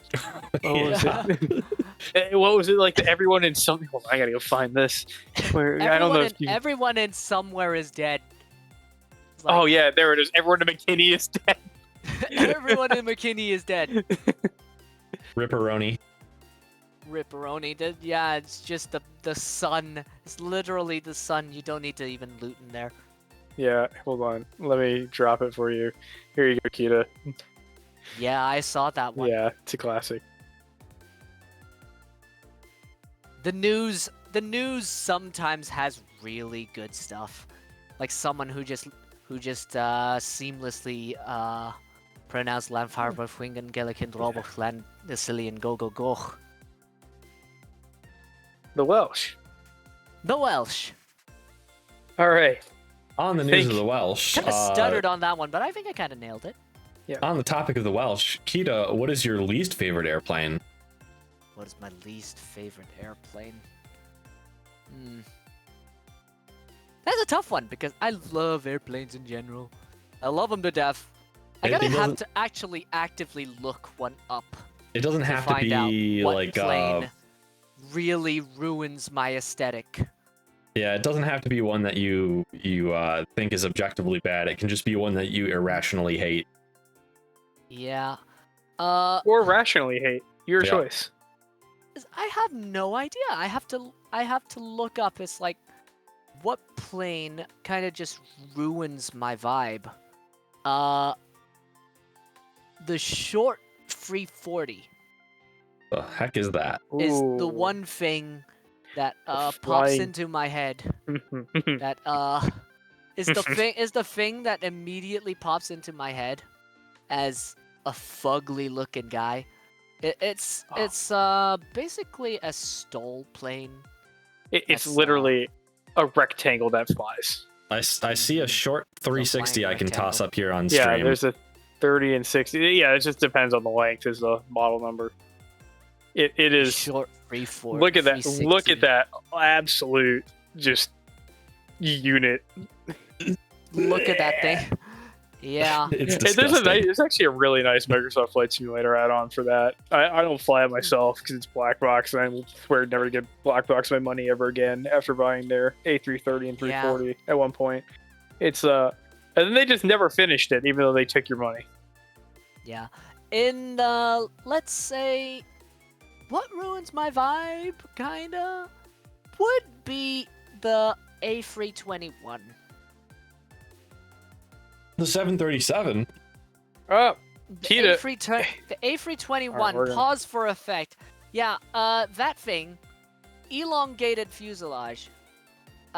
It's not that I don't hate it, it's just, I am very confused because that wing looks a bit too thin to accommodate that long of a fuselage. I'm sure it's fine. Anything will fly if you throw it hard enough. Definitely. I mean, it's tried and true, the A320. The Damn, tried and yeah. true A321.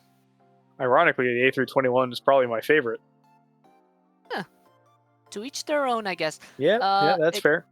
You're free to be wrong. It kind of weirds me out because I think it's like the fuselage to wing ratio is just not that right. If you for think me. the A321 is bad, there's always the two notable Boeing examples of the 737 MAX 10 and the 757-300. Oh right, Boeing. But long. Good old Boeing. Yeah, I need a. the MAX 10 is like comical looking though, like how long it is relative to everything else. Yeah, I need I gotta look it up. meme Do of, you have like a comparison chart of the different variants? Well, the MAX 10 looks like it's literally just designed to tail strike itself every time you take off. And that's with extra raised landing gear that like is telescopic. It still looks like it'll tail strike every time you take off. It is the most ridiculous They built it for Ryanair so they could stuff 240 people in it. This is the most ridiculous looking airplane I've ever seen. Like, not ever seen. Beacon or Ryanair is like the only airline that has integrated wings. Okay, I mean, give me a second here. integrated air stairs for their planes. Yeah, so this is with the Apparently to extra, cut costs like, because short people boost landing gear. Give me a second. Let me go toss this in the FuWan Mocha. This is the 737 MAX 10. If you can... It is like... And then we got the... Yeah, of course, the pencilless plane to ever pencil. There's that longer Russian one I showed you at one point. Yeah. Mm-hmm. Yeah, so this is the pencilless plane to ever pencil of all pencil as well. Give me a second. F-104? No, worse. Worse? That's not Photoshop. How could you out-pencil the lawn dart? Yeah, there you go. That is the Boeing 757-300. It is literally... It looks like it shouldn't be able to fly. Like, it shouldn't... Look at Mika, if you can see that in the FuWan Mocha, or even if you can bring it up on the stream. Yeah. I can actually see it. It's like... Yeah. That looks like it shouldn't be able to fly. Both of those look like they should not be able to fly at all. That thing is somehow so it does. long. Yeah, you know what's the worst? When you're on Delta and you are now given they put the second door as your jetway door, right? So the jet bridge lines up to that door. But the if you're sitting all the way in the back, you're in row like 50 something or whatever, and it takes like 45 minutes to get off this damn thing, and it is awful. Because even if you like are in the back and you don't have to go all the way to the front, they let the first class people out first, so you still have to wait for them either way. Even though you have like the middle door to get out, and then you got to wait for everybody because even though it's a narrow body, it's still 3 and 3 like a 737 all the way to the back. And if you're in the last row, you're just sitting there forever. And it's Atlanta, so you only got like a 40-minute connection, so that like. You're just not going to make it. Or if you do, it's going to be 5 minutes before the boarding door closes. And yeah. I mean, it's not a Boeing, at least it's not a Boeing 717. That thing, I had my rant last week about how much of a piece of shit that is as a passenger. I hate that plane so much. Ugh. I think I've heard you rant about it. It's like an asymmetric compartment or something. Yes, and the baggage problems, and the only plane in all of Delta's fleet where the Wi-Fi isn't free. The only one. Strange. I thought Wi-Fi would be. Oh no. I yearn for the day. Still not complimentary on most airlines. Yes. So Delta is is the only major U.S. carrier that has free Wi-Fi. There are some JetBlue has free Wi-Fi as well, but United is like $30. Southwest is I think up to $17 now. It used to be really cheap. It's like, what are you gonna do? Spirit's like $40. Like sometimes, what depending on the plane. What you're gonna do is like, I think the Wi-Fi is still gonna be weak regardless.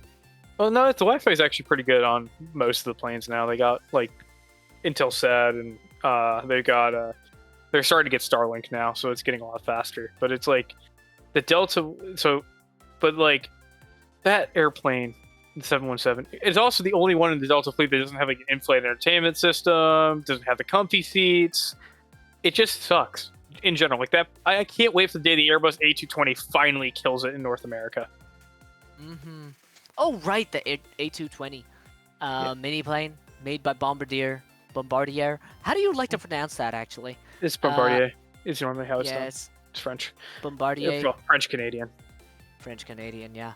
Bombardier wanted to make it on their own, and then Airbus just slipped in. It's like, hey, how about you give us the license and we'll make it for you? Well, it was the only way they could get around I think 50% U.S. tariff that Boeing lobbied for, because they're Boeing and can't build their own good plane, so they have to try and stop other good planes from coming into the market. Then they ate the other L on the Embraer thing. It's like a micro A320. It's kind of adorable. Yeah. I don't hate that plane at all. Oh, it's like 300%. Really I apologize. I thought it was 50. Oh, that's even worse. And then they got around it by Airbus having a factory that was originally for the A330 MRTT in Alabama, where they can produce that and other Airbus designs instead, so they can get around the tariff. Thank you, Alabama, for doing If you know me, you know how much I despise asymmetry. Let me present you the Sea Vixen. Oh yeah, that is the most asymmetric to asymmetric. It looks amazing with that swept wing, streamlined looking look. And then you look at the cockpit. It's like, why? Why would you ruin such a beautiful design? It's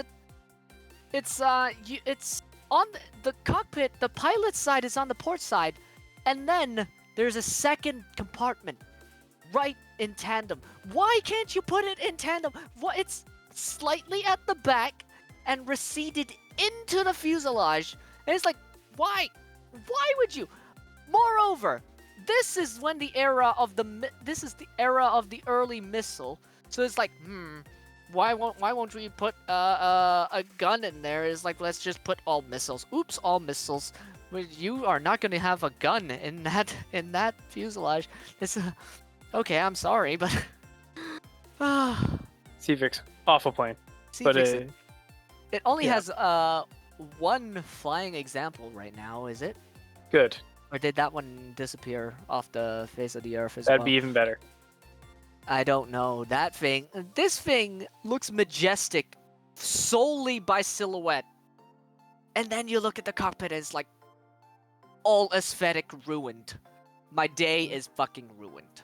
Oh, they turned my husband into a tsundere. All right, interesting. Yeah, I have to do this redeem really quick. So give me a second. Oh, this doesn't come with hands, does it? But Knight, it's not like I want you to be my Valentine or anything. Baka.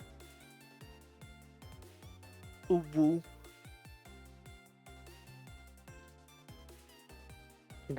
Thanks. Right. Just like created a deafening silence there. Yep. All right. No, so oftentimes you'll have instances of just pausing for a moment. I don't know. It's like pausing for effect, or I don't know. Yeah, there was. Where were we again? Yeah, we're talking about the worst looking aircraft. I wanted to have my own stream where we have people just reviewing cursed looking aircraft that actually flew. That's a good one. That would be solid. Yeah, that is. Yeah. Well, we could have like fictional cursed aircraft review as like stuff that are clearly photoshopped and just look funny. You got that one is like an MD-11, but they swapped the fuselage. They swapped the engine with the cockpit. Yeah. Somebody made that in KSP. Yeah, it's oddly enough it's gonna work, but in KSP you have the intake. The nacelle is its own thing, so you have the intake and the back, so it just works because KSP. But that's never gonna work in real life. Nope. So what is your favorite airplane? We already asked that.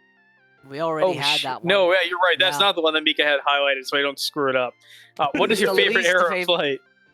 It's the favorite era of flight. Yep. Favorite era of flight. Early jets. Early jets when they still had the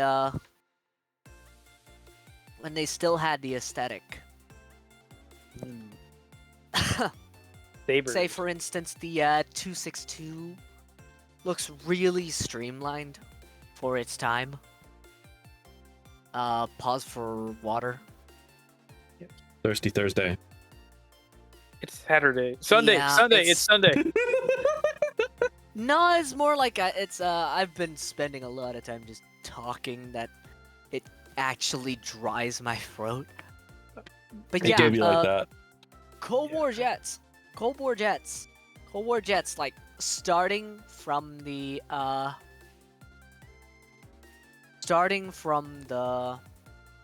262 up until the Super Saber is a very solid era of aircraft. It's like they're just trying to experiment with supersonic, and that's when dogfights were still viable. Also, Well, it's kind of cute that most of the jets of that era are kind of like tubes. Yeah, I like tubes. We all like tubes out here. You know, I the fly- Saber and the 15s and the MiG-15s. I fly big tubes. Mika, do you want to fly big intake tubes? is up at the front. No, Why don't you want to fly big tubes, Mika? they're boring. You don't like tubes? I don't like tubes unless they're prop tubes with a single prop engine and they fly off of floating airfields. Speaking of flying tubes, oh You see- yeah, the Italians. Shout out to the Italians. Have you heard of the Tagliato Stipa? Yes. Funny looking thing. That thing is steep. Yes. They well, there's not really a Tagliato Stipa. It's more Stipa Caproni. That thing, it's essentially a giant tube with a propeller in the middle. Yeah, I can't believe my husband doesn't like tubes. Honestly, like that. No tubes. Sorry, not sorry. No. We gotta get a graphic out here. No. Stipa Caproni. I thought we were gonna retire from combat flying and fly tubes together forever. What? Once What? a combat pilot, Tubes? always a combat pilot. Well, eventually your back won't be able to take it anymore. You got to go to the comfy tubes, Nope. and the tubes pay I'm more. I'm gonna die in my fighter jet. No. I got a graphic for you. It's like, Oh, look Jesus at this Christ, thing. what is that thing? Somebody has to be a Funny dad tube. for our kids, or adopted ones, because we can't do that. Look at this funny tube. I'm just out on a tangent just looking at this thing. I mean, it's ugly as fuck, but it's like so No. bad it's good. Yeah, that's how I Kind of feel thing. about ugly planes. Like they're like so ugly that I like them. It's like I look at this, it's like, how is this even flying? I'm just laughing my ass off looking at this thing. It's like I can't even bring myself to hate it. And it kind of, in a roundabout way, served as a basis for early jets. It's basically a tube. Is there two with spots intake for a at the pilot front in of that the thing? cockpit. Can we be sponsored by tubes? No. Why are we talking about tubes again? Because I Oh, like yeah. tubes. Because You can put things in mentioned- one end of a tube, and then it comes out the other end of the tube. Oh god. If we're limited to rotorcraft, though, the first mass-produced, I think it's like the S-92. Is this Korsky helicopter? Or no, it's Could not the just be- S-92. It's the You say the 92 is relatively new. yeah. The one where the cockpit is like a floor above. Oh, the Choctaw. Yeah. Okay. Yeah. The Yeah, the H-34. Yeah, that thing. Ugly as fuck. I don't know. It's personally a bias. I am a fixed wing gang. I will fight anyone who thinks that helicopters are the future. Well, they have their things that they do that the planes They can't have do. their own roles, but fuck off. Yeah. I'm not gonna be using a helicopter anytime soon. I fly both sometimes. Depends on the day. I can't. I am incapable of maintaining vertical flight. I have Takes a to little go practice. forwards, or else. You're like a Yeah. shark. Yeah. Well, Kiita doesn't have gills, unlike a previous guest. You're right. He's a cheetah, so he likes to run fast. Yeah. How much? bro, I guess explain. I like to go noom. Tubes. Take it. Alright. The V22 makes Did you Kiita know- sick. If you have like a tube, Mika, and you put Actually, like a the marble at Osprey- one end of the tube, it comes out the other end. Yeah, I know. Ironically, I kind of like the Osprey. I know. Pause for dramatic effect. Mm-hmm. Yeah. The Osprey is unique in its way that it could be It's kind of like a convertible. It's like a Harrier. I don't know. If only they could design like a jet base, but you know how much fuel it's going to consume. It's how much fuel a jet is going to consume. But imagine a rotary engine. I mean, a convertible engine. How do you call it again? Wow. A tilt engine? It's like a switch. Tilt it's like rotor. a rotor engine. Tilt rotor. Yeah, tilt engine. Tilt engine. I mean, it's literally just a turboprop, but bigger. Yeah. They literally are turboprops connected by a drive shaft. Yeah, I've seen instances, pioneers that decided like tilt wing, like the whole wing tilts when they take off and land. Yeah, that was like the early designs for that, because it was easier just to tilt the whole thing than just the tips. I dream of a day to design a tilt engine that's a jet. For that. I think it's been done before, but it was a massive commercial failure and flew like garbage. Yeah, of course, because jets eat fuel. Yeah, Jets that's eat fuel. The core problem. Eat fuel so much. It's take it from the Harrier. You cannot maintain level. You cannot maintain vertical flight for that for very long. Yeah, that's why props are superior in this aspect. Yeah, the core problem is that for the same power of the engine, it's more efficient to move a larger volume of air slower than a smaller volume of air faster. Yes. Let's introduce the Mr. Engineer Man. Yeah, Mr. A in thermodynamics and has taken fluid dynamics and computational CFD. Oh, there is a CFD mode for Microsoft Flight Simulator where it displays all the calculations on screen for you and shows like the whole CFD model. It is really cool. That sounds like pain. Oh yeah, I accidentally turned that on. Is like the CFD mode. Yeah, to just accidentally turning on the lift dynamics, and it's like, it's like, what the fuck is this? How do I turn it off? Yeah.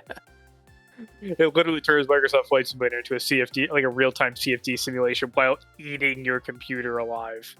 And it's like, why am I seeing thermals on the ground? What is happening? Why am I hallucinating? Well, there is an Ace Windover outside of my window. Oh, a bird? Yeah. A bird? I don't think it's the right kind of bird, though, so maybe it's not him. Huh, thinking about that, I wasn't thinking about being a cheetah before. Whoa. Originally, I was thinking of being a bird. Ooh. Birds are cool. But then, they have a bird next to you. Yeah, it's like it went to there's like a whole list of things that that went through the design line. And then I know I'm going on a tangent right now, but yeah, the naming Kiita, for one, sounds like cheetah. For two, in Japanese is like lots of abundant joy. Abundant joy is yeah. So there is a lot of hidden meanings on this name, which got me hooked onto this. And yeah, I it's kind of a shame that I put a lot of heart into this design and naming that just goes underappreciated. Well, I don't speak Japanese, so I would have never known that, because I'm, dirty Western pig dog. Watashi hanaseru moon. Mika, I have no idea what in the hell you just said. See, exactly. I'm not a web. You're not a web because, yep, Joe Yeah. is not a web. Click that. Yeah, it's weird. I was like out of when I first started at America Live, I am the only guy there that like hadn't seen an anime before, despite watching exactly one VTuber, and that being the only streamer I watched at the time. So it was very weird. I would see people say these Japanese things, and I'm like, "What the fuck is that? What does that mean?" Yeah, exactly. Yeah, actually, it was like their speaking enchantment table. Moon. That's why I call it moon speak. What are these moon runes? And moon runes, yeah. Why is Mika speaking moon runes? I just said in probably the most broken Japanese possible, I cannot speak moon.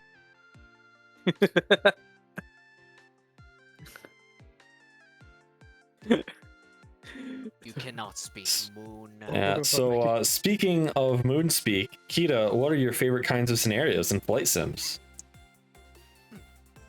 Well, basically, I just like the, my favorite scenario is just a calm island hop. You know, Oh, so like the clear, Pacific sunny- in World War II? Not really. It's, you know, calm, clear skies, a small private plane. No, a small GA plane up to like a small regional jet. Just have a little joyride for an hour or two. Probably second to that is a Skyline scenic flight. Ooh, nice. Yeah. Those are good. I like to just fly around the local skylines. Hong Kong is a good one. Just do a circuit out of HKIA, circle around the harbor, and back in. That's one of my favorite scenarios. You could even do a Kiitack approach. That I actually trained myself to do, all on my own. Yeah. Joe, have you tried the Kiitack approach? I have done the Kiitack heart attack quite a few times. I started doing it in a Cessna, then moved up aircraft types as it got good enough, and then I can do it in pretty much anything now. I'm just waiting for an Airbus A380 to come out at some point so I can attempt a Kiitack heart attack in the A380. If you want to challenge Concorde, the Kiitack heart attack. Oh yeah, that would just not work with the speed restrictions. Oh no, believe me, IRL the Concorde actually has landed there. And everybody lived. And everybody lived. It's like a showcase flight. Okay, interesting. Yeah, I know. We'll take a look at it. Places that have speed restrictions often have specific aircrafts with exceptions. So the F-16 is actually an example. It's exempted from the speed limit most of the time, so it's allowed to go 300 knots just about anywhere. Yeah. But typically the pilots will adhere to what they can. Just it's only there because your stall speed really starts approaching 300 in a No, the not gear transatlantic down. airways have its own category exclusively for the Concorde. Yep. And the other which thing will is never be used again. Yeah, and I do know the F-16 pilots will slow down if it's busy airspace too, just to not make the controllers tear their hair out. It also depends. As I was saying before I got cut off, if you're in a not landing gear down, so no flaps, and you're carrying like a lot of munitions, your stall speed does approach that 300. But for most conventional flying around configs, you'll be able to get pretty close to the speed limits. Yeah. So yeah, in short, my favorite scenario, scenic circuits. Yeah, good one. Scenic circuits. Yes. Just have you just you, the sky, and just take in the sights. That's one of the best. I actually really like helicopters for that, specifically. Me, I like small GA planes. You know, Fair. like just bring up a Cessna 172. Yeah. Or one of the bigger ones. I would love to pick up a caravan just to do a little turnaround. I remember once I took Mika to Boston. Boston sucked. That flight sucked. That flight, dude, that controller was such a dick too. And then we looked up his like stream on YouTube. We're like, oh man, Twitch. And I'm like, this guy's already suffering too much. We can't say anything to him to make his life worse after how he treated us. This guy's living in like squalor, like cardboard boxes. Yeah, we saw like this room was like piled up with trash, and I'm like, Wait, and he looked like a Boston controller. It was a Boston controller. Yeah, he was like Boston approach, and he was a real. Like, he's like one of those like S3 controllers that really like thinks they're hot shit and doesn't realize that the C1s are way better than them anyway. Which are the guys that are actually certified. Yeah, where it's like, you know. I mean, so those type of controllers usually get rooted out pretty fast because, you know, other controllers hate them. When we're talking about VATSIM, have you flown into a controlled airspace, find out they're streaming, and then interact in their stream? Sometimes I do. I used to do that a lot with back when Sheed used to stream on Boston Center a lot. I used to do that a bunch because I would cut through his airspace all the time. There's another guy that Mika and I follow called Radar Contact Boss that we see a bunch, and we see him a ton, and so we watch his streams. Kind of an older dude, but cool guy nonetheless. If he was on Twitch, we'd chat him out, but he's on YouTube, so. Oh yes. We were some of the first people to subscribe to him as well, which was kind of cool. Yeah. Love you, Howard. When I was starting out, I would when DCS didn't occupy the majority of my life, I would be on VATSIM, and then like after those flights, I would look up on Twitch and see which of these controllers are actually on that I actually pass through, and then I would direct the raid directly to them just to harass them. Yeah, they so I got clapped for using a VTuber name instead of my real one. Huh. I don't know if that's how you do it, Kiita, but like there was a supervisor that got all mad at me for that, so I had to change it to just the ID number rather than a name.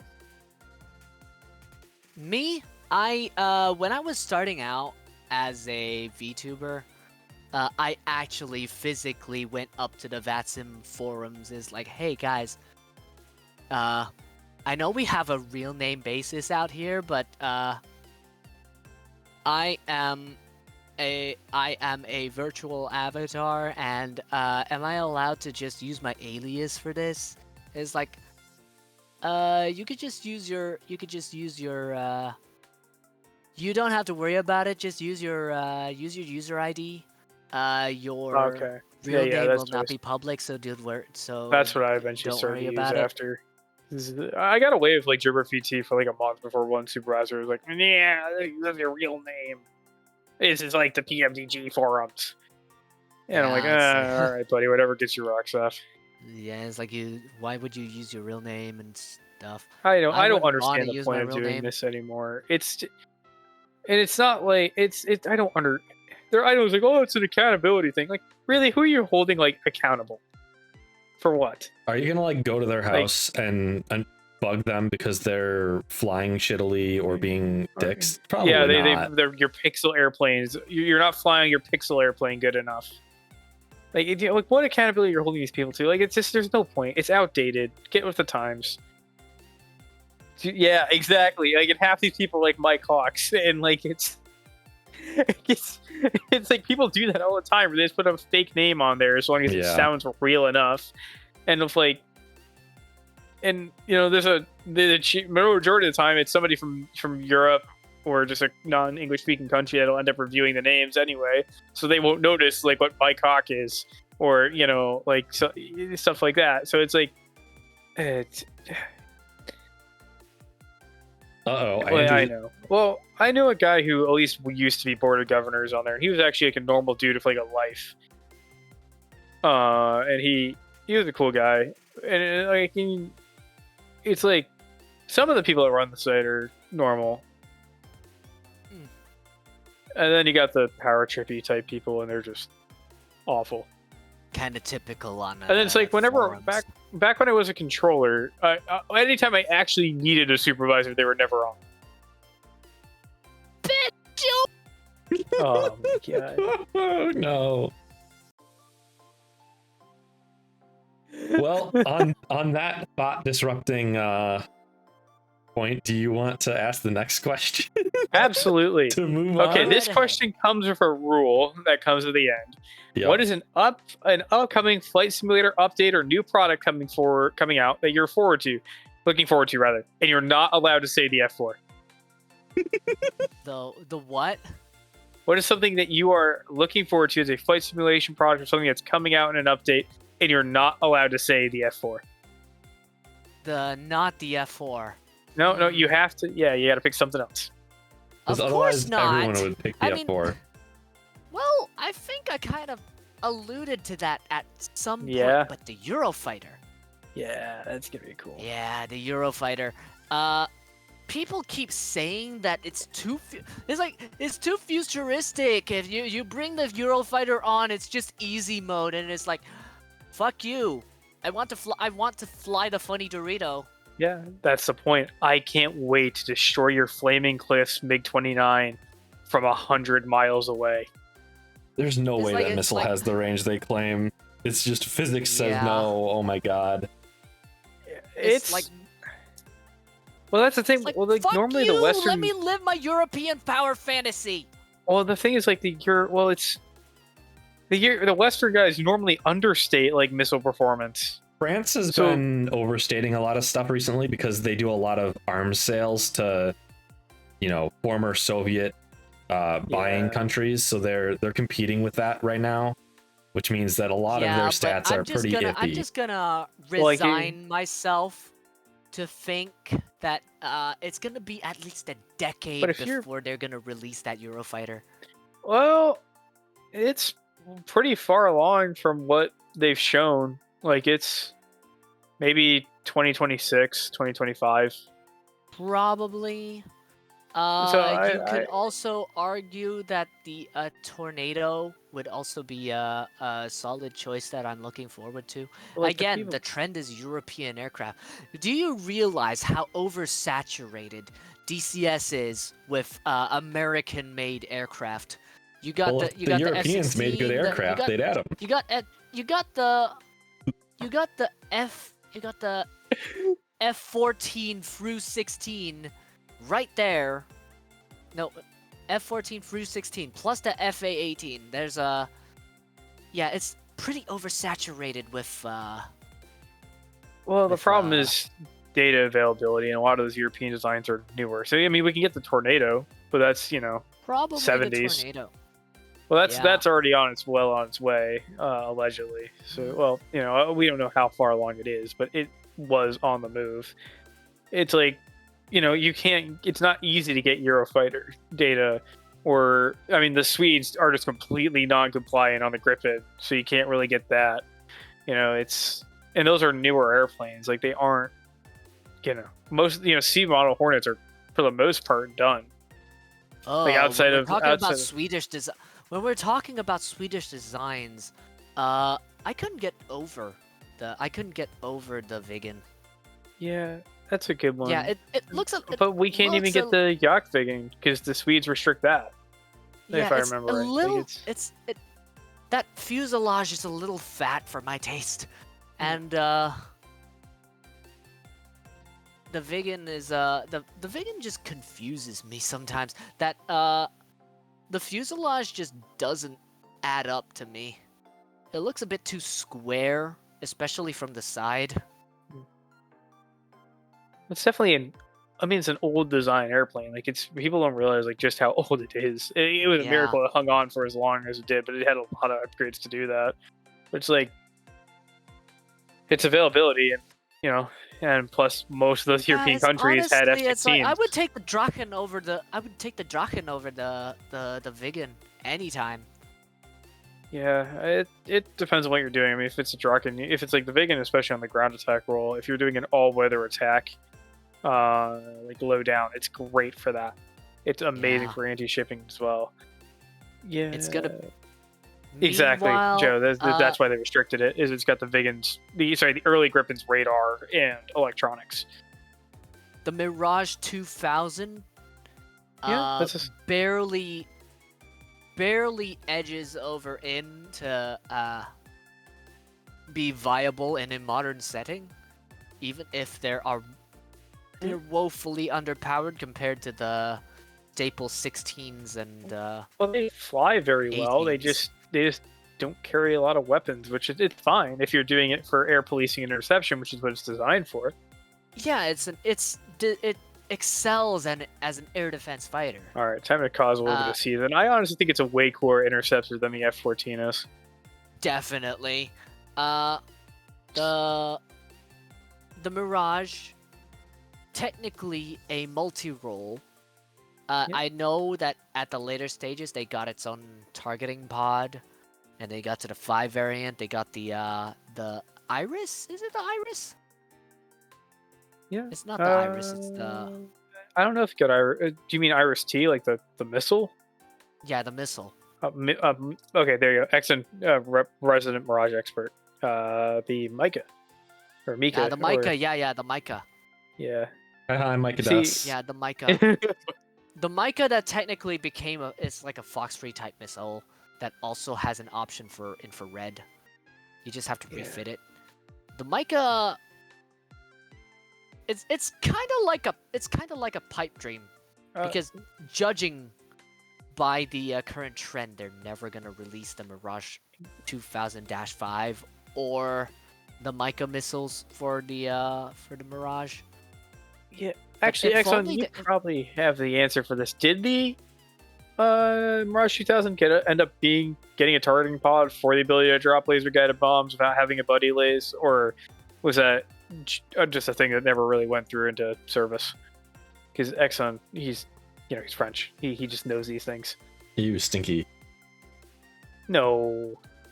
Nah. He's Exxon. He's not. It's literally Suisse. Would Suisse be stinky? No. Something. Everybody's favorite art of Suisse recently.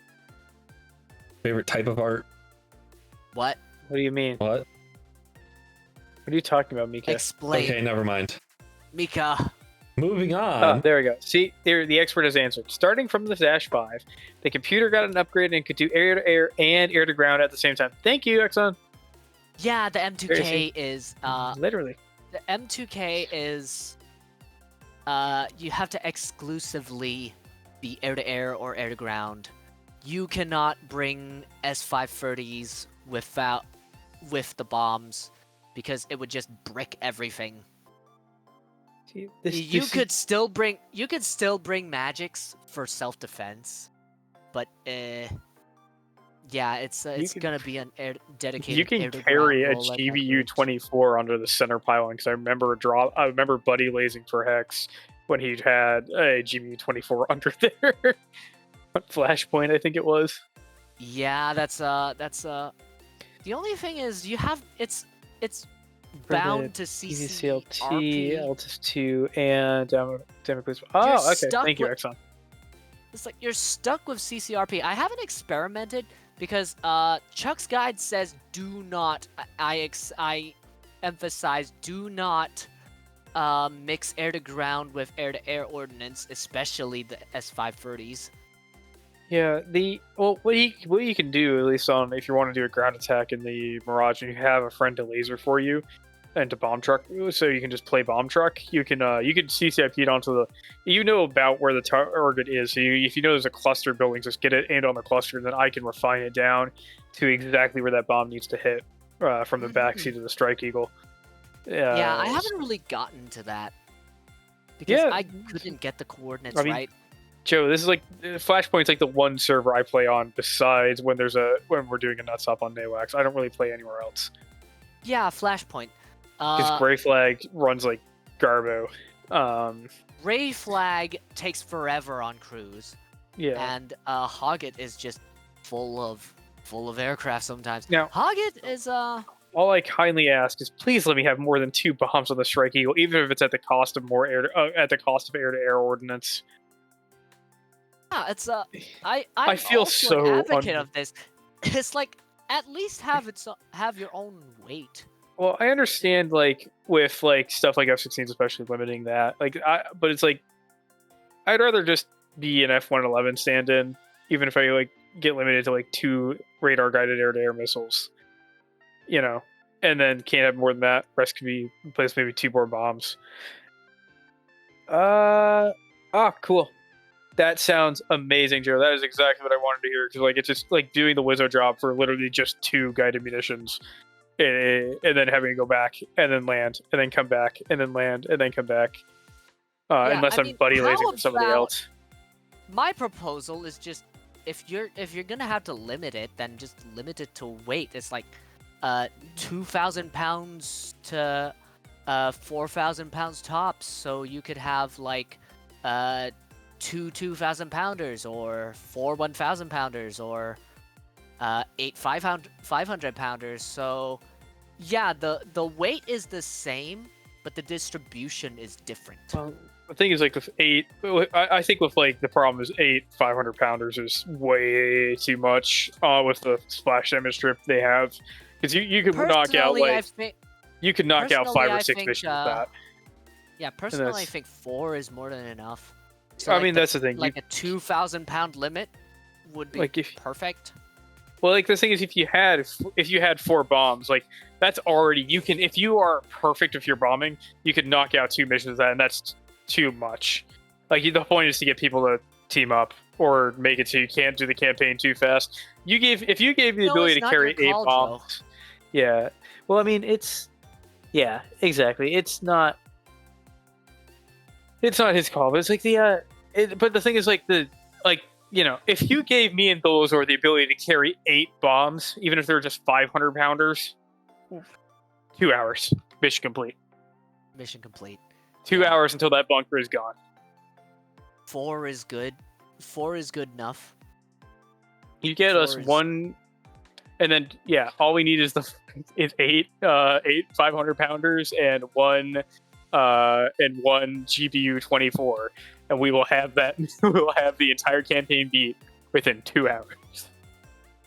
We may require a little bit of cheating, but by just going straight for the bunker after clearing out a few other things, but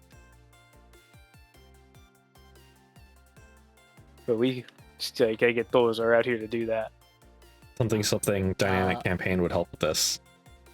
But actually, because it kills me to have an asymmetric loadout.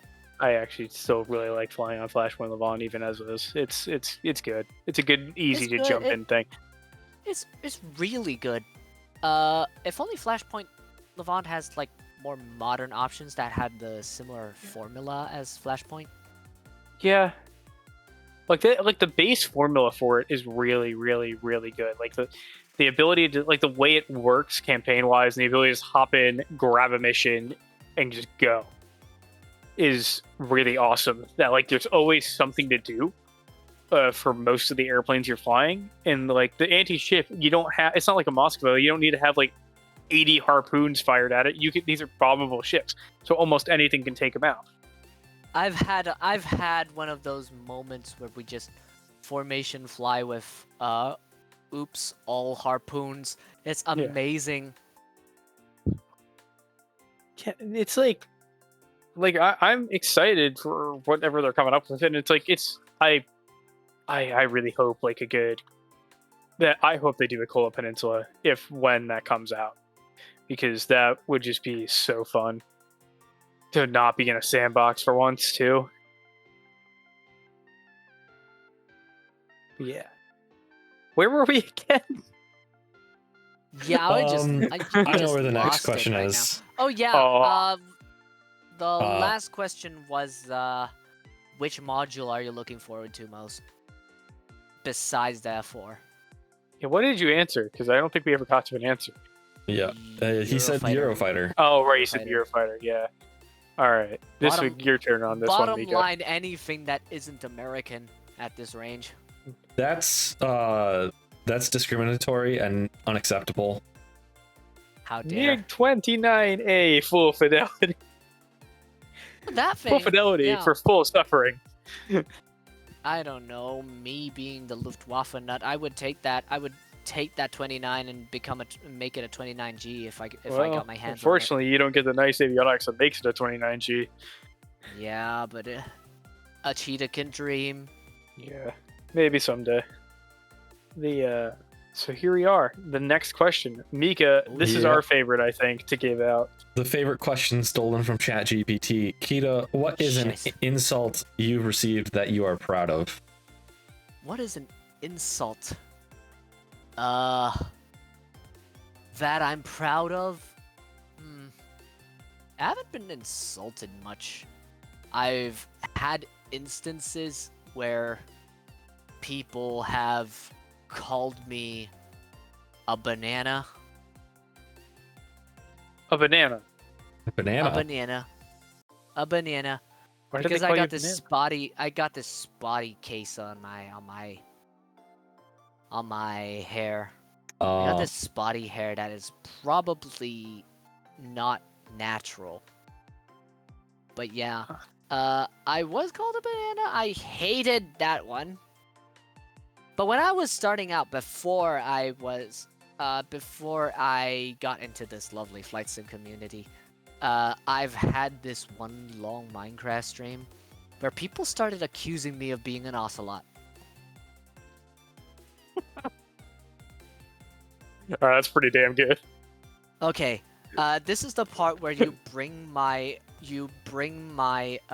character reference, and then put a side slot of a Minecraft ocelot.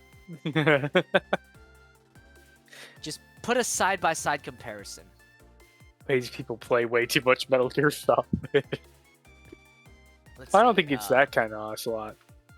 It's a friendly Minecraft kind, not the Metal Gear Solid kind.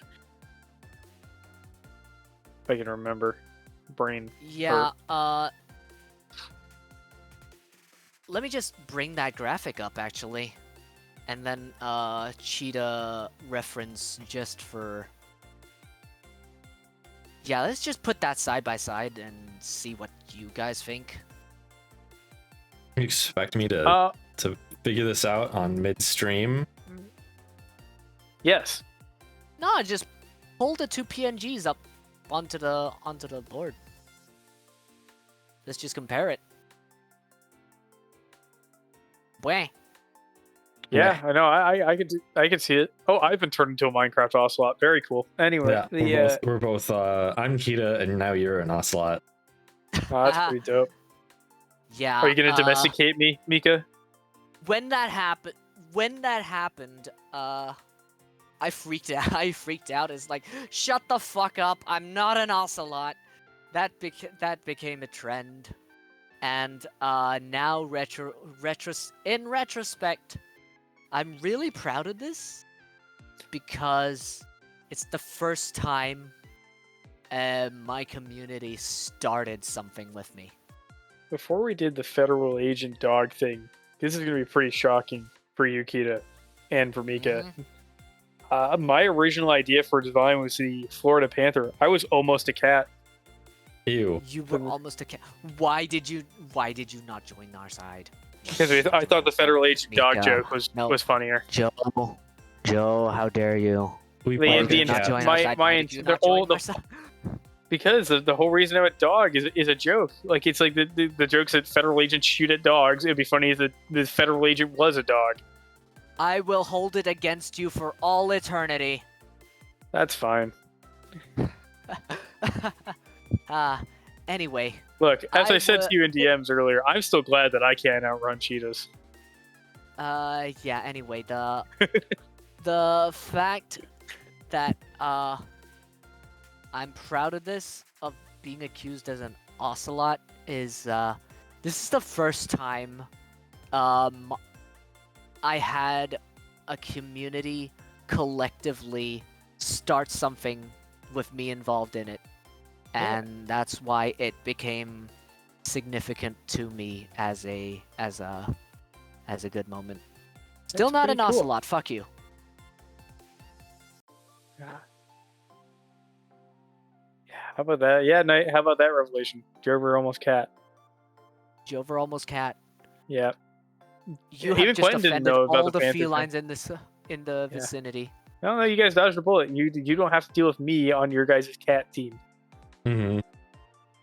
I'm on team dog, so you guys don't have to put up with dealing with me. Just think of it that way.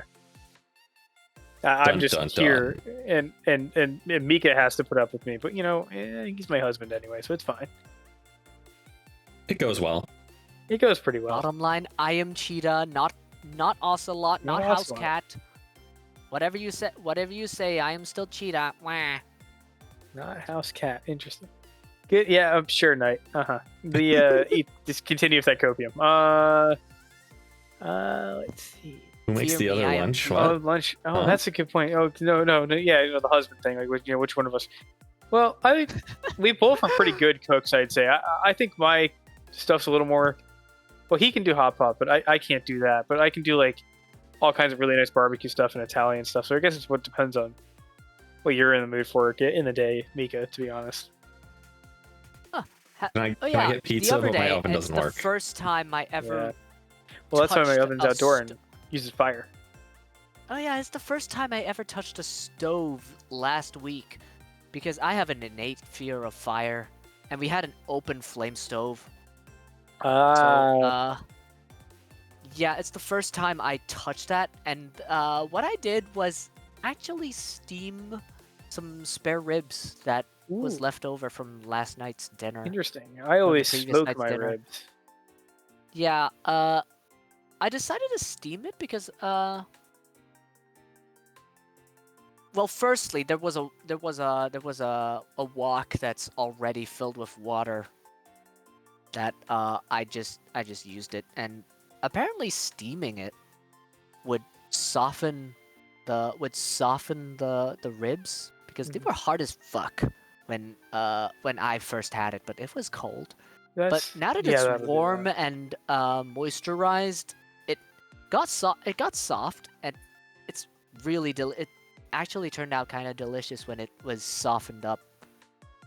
Interesting, because normally mine get soft and tender, because the way that, of course, you barbecue ribs, you get them up to about 200 degrees, but very, very slowly with a low air temp, usually 225, 250 degrees Fahrenheit, whatever that is in Celsius, I don't know. But by taking it real slow up to that temperature, you don't really get any of the moisture out. You're constantly spraying it down with like a liquid to keep the moisture in too, and add a little more flavor. And eventually, what ends up happening is all the collagen stuff breaks down, so there's no like connective tissues or anything like that. So they're just perfectly tender as soon as you bite into them. Yeah, the point of which that the reason why I didn't finish those ribs to begin with was it slightly pisses me off that it didn't come off the bone smoothly. Well, it depends on the type of ribs you're making too. If you're doing a Memphis dry rub style like I normally do, those don't come off the bone nice. But if I'm doing like a Carolina type or like a wet Memphis, those you have to wrap them in foil on the smoker. That makes them like do the thing where they're really, really barbecue ultra ribs. My favorite type of barbecue ribs is well, basically the ones that the bone comes off easy. Yeah, that's a fair type. If you have you ever tried the Memphis dry rub type? I haven't really categorized it much. Yeah, there's a lot of different. Like it's like not a universal. Like barbecue is broken up into a lot of like regional differences within the U.S. So there's a ton of different varieties. It's not like a big monolith where it's like. But they usually come with fries, and it's great. It's done completely different in Texas to the way it's done in Memphis to the way it's done in Carolina. Like it's all differently different. Like it's there's so many ways that it's done, and it just like if you just drive a few hundred miles, it's done a completely different way. However, one of my other ones I do is I'll do wings with the Memphis dry rub and smoke the wings instead of frying them. If you do it low and slow at first and then kick it really high for a few minutes at the end, you still get the crispy skin as if it's fried, but with no oil. I don't know if I could just describe the method and then you can identify it, or if it's just a general type. It's open flame grill, and then once it's cooked, you serve it on the plate and then smear the barbecue sauce on top of it. We would call that incorrect way of doing it in America. You don't want direct flame because direct flame's too hot. The way you're normally smoking stuff is with indirect heat. So what normally happens is there's two ways, or usually there's two types of smokers out there that are the most popular. You have offset fire smokers and you have wood pellet smokers. I'm a little bitch and use a wood pellet one because I can just set it and forget it, and I don't have to maintain a perfect fire for it. And that one uses wood pellets through an automated auger to maintain a specific temperature. But what happens is there is a baffle plate thing in there that prevents direct heat from the fire from reaching the meat above. And that means you're only getting indirect heat and smoke to come up to that. Alternatively, is the offset smoker, and that's made of two, literally sometimes you can make them out of oil tanks, right, or barrels and things like that. They're big cylinders. There's a little cylinder up on the bottom left where you build your fire, and only the smoke and offset heat can go into the big cylinder, which is where the actual smoker is. Oh, I'm far from a master. I'm not very good at all. On the grand scale of things, I am not good. I think the food tastes good, but I get the professionals blow me out of the water in terms of quality. And it's but yeah. And also on the sports thing, I forget the Super Bowl exists. I'm a hockey guy, not a football guy. I am a football guy, but not your type of football. Yeah, I'm a the soccer actual guy. football. Yeah, not the American hand egg kind of guy. I am the football kind of guy. Yeah. What about you, Mika? What about me? We're just leaving you in the dust. I'm so sorry. No, he's just fantasizing over me just cooking ribs for him and then just giving them to You're him. making me hungry, and I just ate before the stream. I'm sorry, Mika. I'm not. You should come here. Sorry, I'll make barbecue for you. I'm smoking something tomorrow. Oh boy. Let's have some ribs. Let's have Just some come- barbecue ribs. That's exactly what I'm doing tomorrow. I'll just no call, no Fries, show to work son. and drive down. Yes, exactly that. It'd be great. It's a beautiful day tomorrow. Here, let me tell you the weather. Because I know where you are. You're probably suffering weather-wise. I think tomorrow we're getting back below freezing God, I again. hate the cold. Tomorrow is 84 and sunny. Ugh. That's too hot. Beautiful. It's 79 today. A little breezy. I like 50 to 70s. Oh yeah. You were in. Well, it's not like if Sharklet wanted to visit me, she would just straight up melt. Kiita would be fine. Yeah, you'd be fine climate-wise. I don't know about that. I am. It's actually very usually susceptible to the cold. Oh, so it's not cold. Where I am is not cold. It's like where you are. It's warm, tropical. Yeah. Personally, I prefer the heat than the cold. Yeah. Yeah, it's definitely more heat here. Airshow would probably survive. He'd be fine. But with the heat, you get less engine performance. That's fine. I'm on the ground barbecuing. True, but But it'd be a problem for airshow. He's a flanker. He'll be fine. He's got jets. He's got plenty of power. Yeah, he's got. Like in the he's cold, just. I would He's just just have sparing. layer upon layer of coats, and I would still feel cold. No, that happens to me too. If I have to go up north, Kiita, it's not fun. You acclimate to It it. ain't. Yeah. Problem is, I acclimated in the other direction, Mika, to where it's now I need heat. I am lizard. You cold-blooded. Oh, yes. I didn't know Yeah. my husband was so cold-blooded. Well, why do you think I always snuggle up to you for warmth, Mika? This is why my surface temperature is like 37 degrees Celsius. Mm-hmm. Yeah, I could have been an alligator tuber too, but that was everybody does thinks of alligators in Florida. Nobody thinks of Florida Panthers. So, Funny enough, that's why I considered cat, and then I thought dog funnier. So dog. it's like there's a I don't know. It's like there's a surge of shark VTubers out. Yeah. Out in the. Well, manatees are cool too, but you would not have. Be glad I did not pick the cat design, or else we would not have FuWan Mocha in the morning. Yeah, the Who one knows? is us going one. Arf arf. Yeah. Yep. Who's X almost said he was making a meme edit for us of one of the You should bow bow. who was the FuWan Mocha, the FuWan Mocha thing where it's the two dudes just barking at each other. Bark, bark, bark, That's bark, the bark. caption. Yeah. Basically, yeah, we could have a graphic of just you two just in chibi dog form, or like the TBH creatures, Or like just just the, barking at each other. The angry emote, just have us both look like the angry. Like I gotta get a Jover angry that faces the opposite direction to Mika's. Oh yeah, the Mika Pop Cat. Yeah, the pop dog. Pop Dog. Is Yeah. it Pop Dog? Oh no. Yeah, we what are we doing now? I got lost again. We got The next completely question is derailed. highlighted for you to I ask am- there, Joe. I take no. Oh, I take yeah. all responsibility on it. If only we So- had someone who was organized and running this show. Yeah.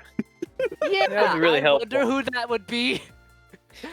So okay, so I don't think it's gonna be our last question. We'll probably take some audience ones after this too, but yes. if you want. But it's if you could be remembered for one thing, what would it be? If I could be remembered for one thing, like an incident, or just One thing Some doesn't have to general thing. doesn't have to you whatever you like. Yep. I want to be remembered as the jolly cheetah that brightens up your day. Oh, that's good. Oh That's God, a good I answer. just cringed at my own cheese. Okay. Quick audience questions, go. Audience type stuff. I Type want to be faster, the cheetah please. that would be remembered as, yeah, the. Okay, now they're just one that spamming emotes. They're not giving we'll us go questions. to This isn't good. The audience is entertain. rebelling. Yeah, audience, come on, just ask me something. We already asked that question. What is okay, the there. sexiest jet design? Okay. Fine. Fine. Mika. What's the sexiest jet design? The 262. That's it. Done. Next. No. There you what go. kind of NSFW art do you like getting? Mika, why? This is your show. Are you trying to get yourself banned? Well, I think as long as you don't show it, you only vaguely talk about it. I don't think we'll get TOS. Oh. Well, You don't have to answer if you don't want. I just typed to something dumb in. Fine, Look, I've seen fine, that section of your fine. Discord. I'm just going to offend you again by bringing up the boba. I'm not offended by Let's Boopa. see. I'm not offended. I just, it's just we have a natural advantage by not having boobs. We can't get knocked down for TOS. I get to do Like people were whatever I before. want. Yeah, I exactly. get to do whatever I want. You don't get knocked down for TOS it's just by blind luck. Well, also because your model doesn't have, But you remember the thing that went around a few months ago, right? Of course. Well, what kind of NSFW art do I like getting? Just the answer to that question, just yes. Yes, in general, yes. But in particular, I like the type that is feel-good type of NSFW. Interesting. Elaborate. What do you mean? I'm not very well versed on this topic at all. You seem oddly intrigued about this. No, don't what you mean by feel good type. It seems I kinda don't. I'm not suspicious. in this For culture. For the both of you, I'm gonna turn this around. It's like, why are you guys so interested about this? You can just be like, say like, it's just. I don't know. I'm not knowledgeable on this stuff. People make art, and then I don't. They just do. And then I realized, oh my god, that's way too much art of that kind. And now I gotta get clean art to like offset that. And then it's all a mess. All right, so I've been all over the place with the questionable side of artwork. We've had transformative content. We've had there's no going around it, plowing and getting plowed. But Fair enough. personally, my favorite is the milder types where you just cuddle Oh, and that's nice. have the the feel good type just cuddle while Natural stuff. Nobody's nothing bad happens. cuddling, making out, being praised about how being a good kitty you are. Yeah, that kind of stuff. Yeah. But if you want to see the more hardcore stuff, check out the Mile High Club in my Discord. That's shameless plug. Shameless plug. Hey, come and find more porn of me in this place. And I have been Okay. often going around trying to share comms with people because it gets lonely getting art for yourself. I need to like fix the ratio. Mine is so bad. I need to get more nice art. I've had my share with Mika. Yeah. See? And let me just put on a threatening pose. Just have the JoJo purple text just pointing at you. It's like you're next. All right. All right. So let's see. All right. What was Let's see the other? next question. There were. List? Do you celebrate Lunar New Year? Do any of you rather? So I guess in the case of me and Mika, not really. But for Kiita. Yes, oh, I guess I don't get to answer, huh?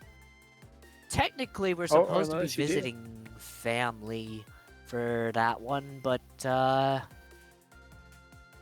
yeah, we haven't really reached out to the family for now. Yeah. And the former generation got cut off. Ooh. There, I don't know how better way to say it, but don't worry about it. It's fine. Yeah. So what are the? So as somebody has no clue at all, what exactly goes down on Lunar New Year besides Mahjong? Down on besides Mahjong, what? That's the only part I know. That sometimes some families play that and gamble. Well, Mahjong is basically it's kind of like a pastime. Okay. It's in essence the same as family and friends going gathering for a round of poker. Oh, okay. It's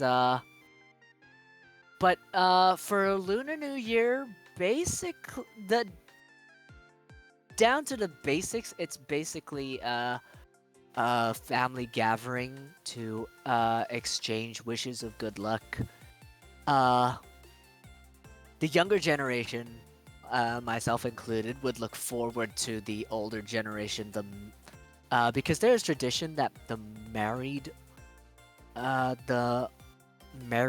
generation would give red packets to the younger generation as a token of good luck. Yeah. So that's what those are. Lo and behold, those red packets contain money. Okay. Yeah, those are nice. So yeah, Mika, can you throw the educational tag on for us real quick? No. usually as a gesture of goodwill, it's like the lowest level of bill in the form of a bill would suffice. So in local currency, it's like $10. 10 local dollars. Gotcha. If you're more generous, you'll have cases of $100 bills. Oh my gosh. Yeah, and when it gets crazy, when the clinically insane would be giving away $1,000 bills. That's like the largest currency that we have. Oh jeez. On our local one. Okay, so that's in Hong Kong dollars usually. Yeah, that's in Hong Kong dollars. So because you'll have me fucked. We'll have it in US dollars. So how far does a Hong Kong dollar get you? Like, what can you buy with one? What can I buy with one? $1 you could get like a chupa chup. A chupa chup, cool.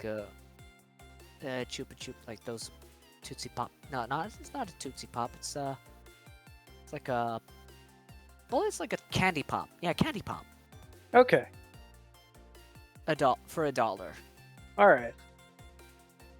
That makes sense.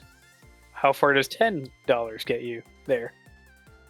$10 is, yeah, it's like 1.28 US dollars. So it's like 7 Hong Kong dollars to the US dollar. You could get a Coke, a bottle of Coke. Oh, all right. Okay, that like adds up a lot better for me now to like get a scale of like what you can do with that. Thank you. Of course, the most common denominator is 1 bottle of Coke. Well, it's like this. Well, that's the thing. Like, it's everywhere in the world has a bottle of Coke, and yeah. So like,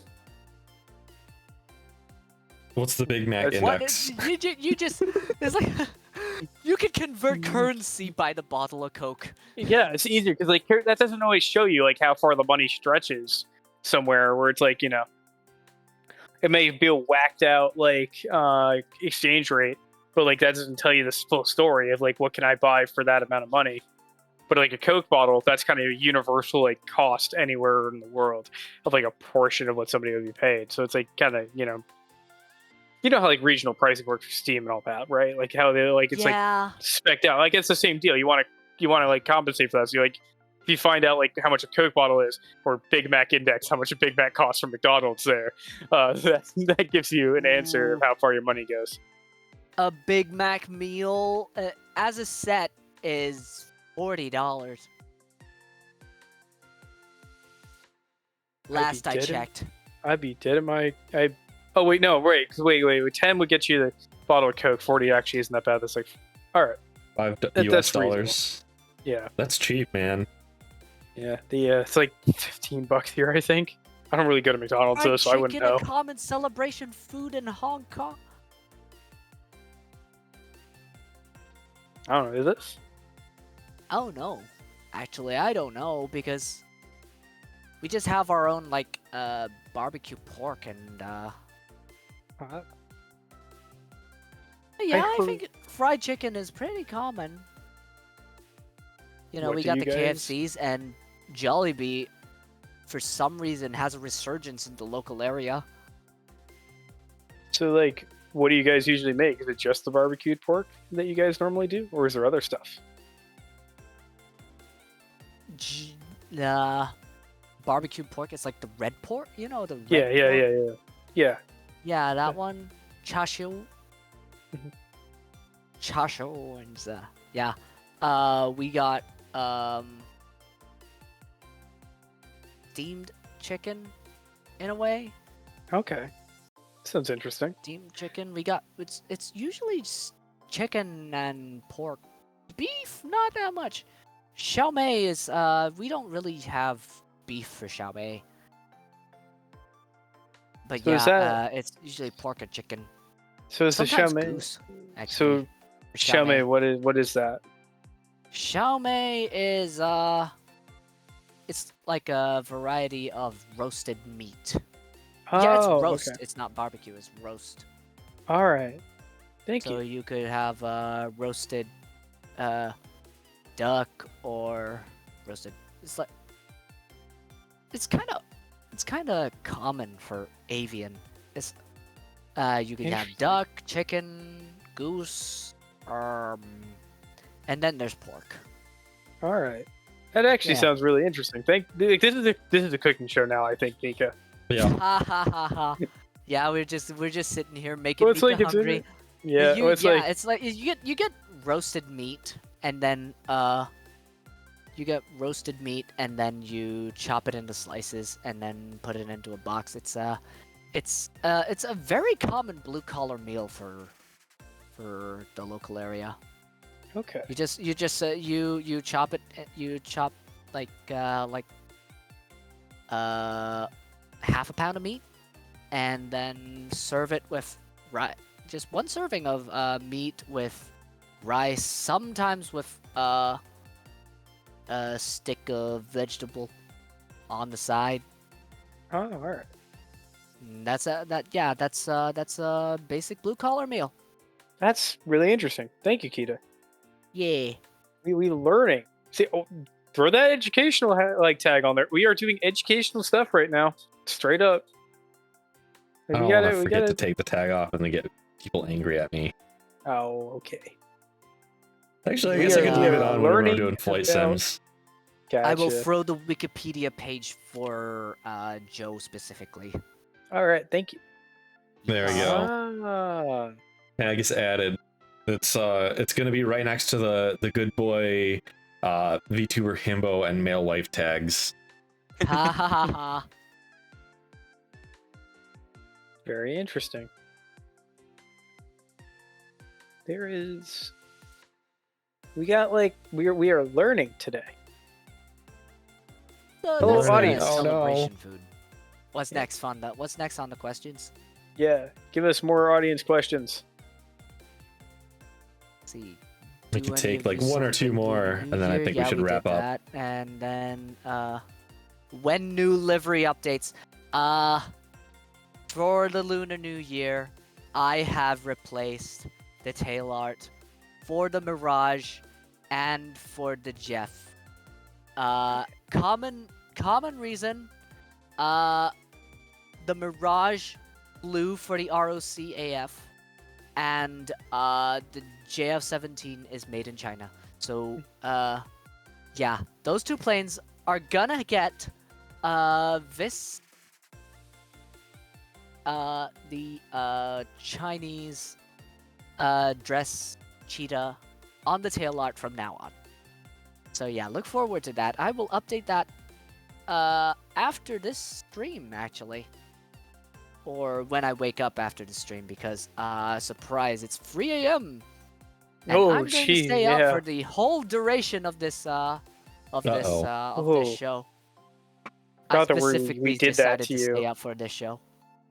Love you guys. Love you too. I'm sure it's fine. Sleep is for the weak. Sleep is for the Yeah. weak, especially because I do overnights IRL. So, audience, do you have any more questions? I'll take like one more because if they're not make sure asking to things, give they're one. just gonna start asking a bunch of dumb stuff.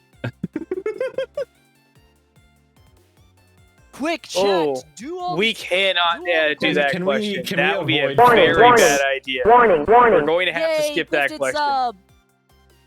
Yeah, I'd like to avoid the political questions. Oh boy. Yeah, we cannot do That's that. a We whole, can't. that's a No. whole can of worms Yeah, we that I do not cannot want do to that go on into. Twitch. Not on Twitch. Rant about that. I rant about that a lot in my personal Discord. Yeah, we I rant cannot about do that that a on lot. stream. At least, okay. Can we go? All right, there we go. All right, you have to pick one. All right, what is your favorite air, land, and sea vehicle? So I guess you got to pick one of each. We skip air because he What is already my answered air. favorite air, land, and sea vehicle? Yeah, we already got air Uh, at least. Yeah. And vehicle and a sea vehicle. That's a little difficult because air there's too many, land and sea there's too little. For sea, the old HMS Ark Royal, the aircraft carrier that sank the Bismarck. Very cool. Yeah. Actually, when I think about it, for a ship that has not really sailed, the KMS Graf Zeppelin. Again, German bias showing again, but I would take anything that would that is an aircraft carrier that would potentially bring the BF-109 along. Meanwhile, land vehicle. I would say the Gepard, because technically it's an anti-air platform, the Gepard, and it's German for Cheetah. Again, here comes the bias. The Gepard's cool. Yeah, the Gepard is the 30 Gepard is millimeter adorable. fun. I actually drew Gepard with eyes and mouth and Oh, ears like and air show, tail, like a an cheetah. air show, but with ears and a tail. Like Kinda. air show, just like air show. Actually, Yeah. I've actually drawn that. If I could just dig it up, but anyway, Yeah. for sea, yeah, aircraft carriers are always a favorite. Land, I love the fast cars, sports cars. For some reason, I really love the aesthetic of a Porsche 911. Good choice. Yeah. Actually, for the I Gepard, was once at a phase of just loving the Bugatti Veyron. interesting. Both of those are Volkswagen products. Mm-hmm.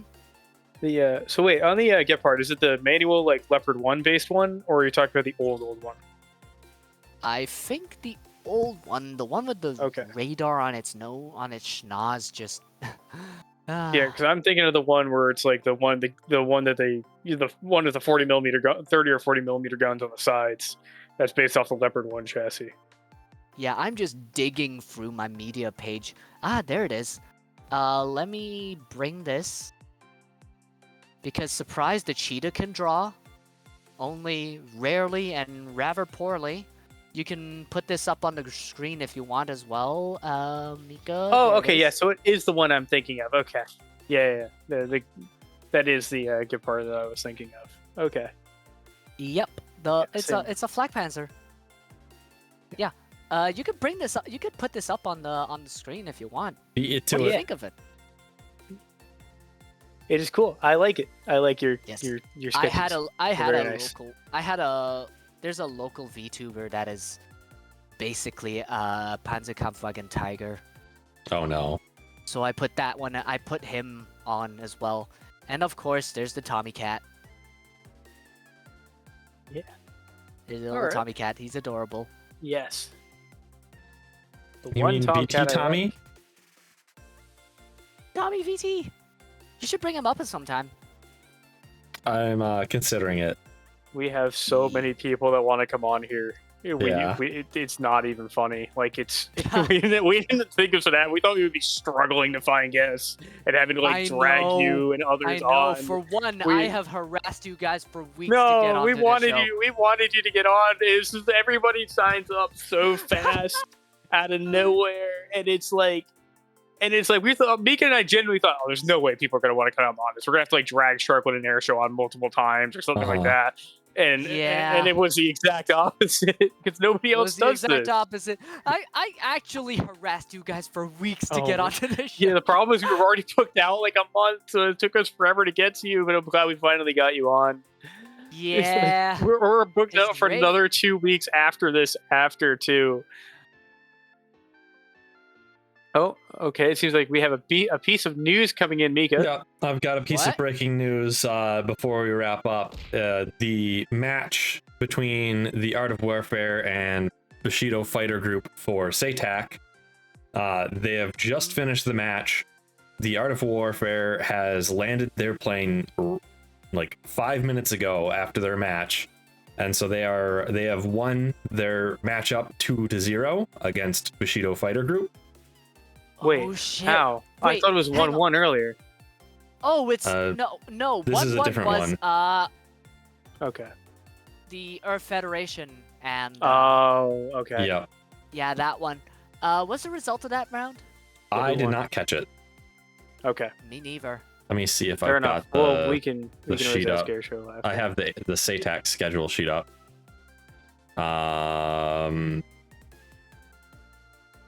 Earth Federated Forces says 2-0 What? in favor of 2-0? Earth Federated Forces versus Toro. I don't think. How? I thought it was 1-1 earlier. Yeah, I thought it was 1-1.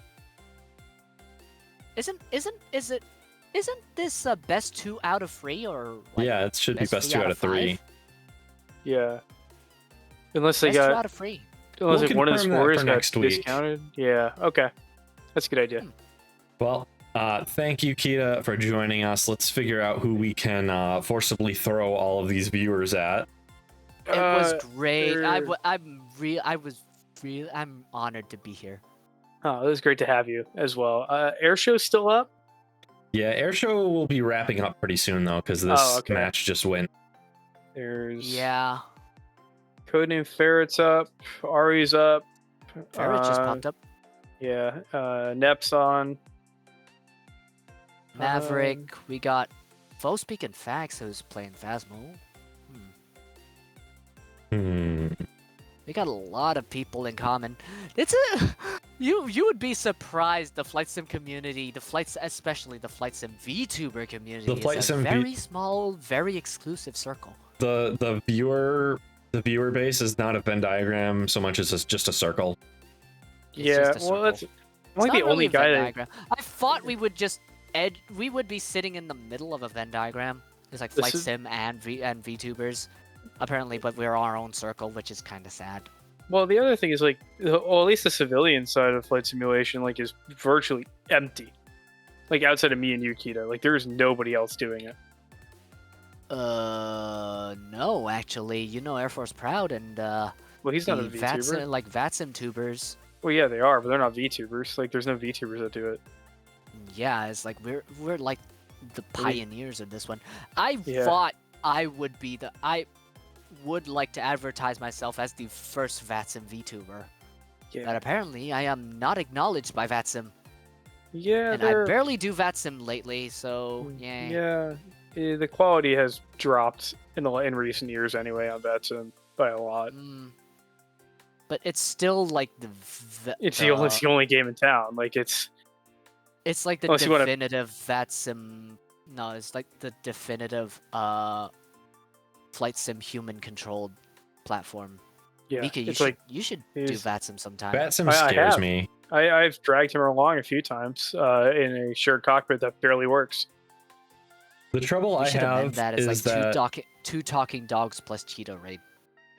I don't know. I don't want to wedge myself inside there. Yeah. Haha. Oh, you can. We like incorporating our guests. Do I have Kiita's emotes to steal? Do you have mine? I don't have either. We got the wiggle. We got the Cheetah salute. Yeah, we got the Cheetah head pats, but I prefer the Cheetah salute. There's I've only got empty, and I've only got empty and. Yeah, these are the only two emotes that I have to begin with. Yeah, shame the animated emotes are subscriber exclusive. Yeah, but you can't use followers unless you're on other channels unless you're subscribed anyway. True. Cheetah salute, day. Cheetah salute. But yes, again, it's great to be here. I hope I was a good guest for you guys. Oh, you were great. Yeah. It was a very solid one. Yeah, I would recommend Aria Code, I think. It'd be fun to visit. Oh, we got an Aria Code. Yeah, Ariana or... I'm lining up to raid Ari. She's playing Kerbal Space Program, so I think it's pretty thematic. Easy choice. Yeah. She's building aircraft as we speak. All right, that's a good idea then. All right, let's get that raid queued up. I kind of like the old... I really like the old system of aircraft creation. It's the KSP2 version just doesn't really make it for me for some reason. All right. Once again, thank you all you lovely audience people for coming on out here. It was fun. And thank you for having me. We'll see you all next week for let me see who we've got booked. Ace Windhover. For Ace Windhover, we're going to be showing off his new model as well. Yeah, the bird. And then we've got Night Assassin the week after that, which we've got something silly idea, Mika, I'm going to tell you about that once we're wrapped. And then after, then when did we book Susie? Susie has not been. I think we can go right after that, and I know there's another guy who approached me that wants to go after as well. Okay. So we are too many guests, not enough. Too many guests. I'm really confused. It's like, how did you get? When did you have a spike in popularity that you get to invite Hoshimachi Suisei? We just do. Skill. Don't worry about it. Hololive! Don't worry about it. I am worrying You'll see. about it. You'll see that How? week. Don't worry. Don't worry. Oh, there goes the raid. There goes I missed the it. And there they go. Let me. And that's my cue.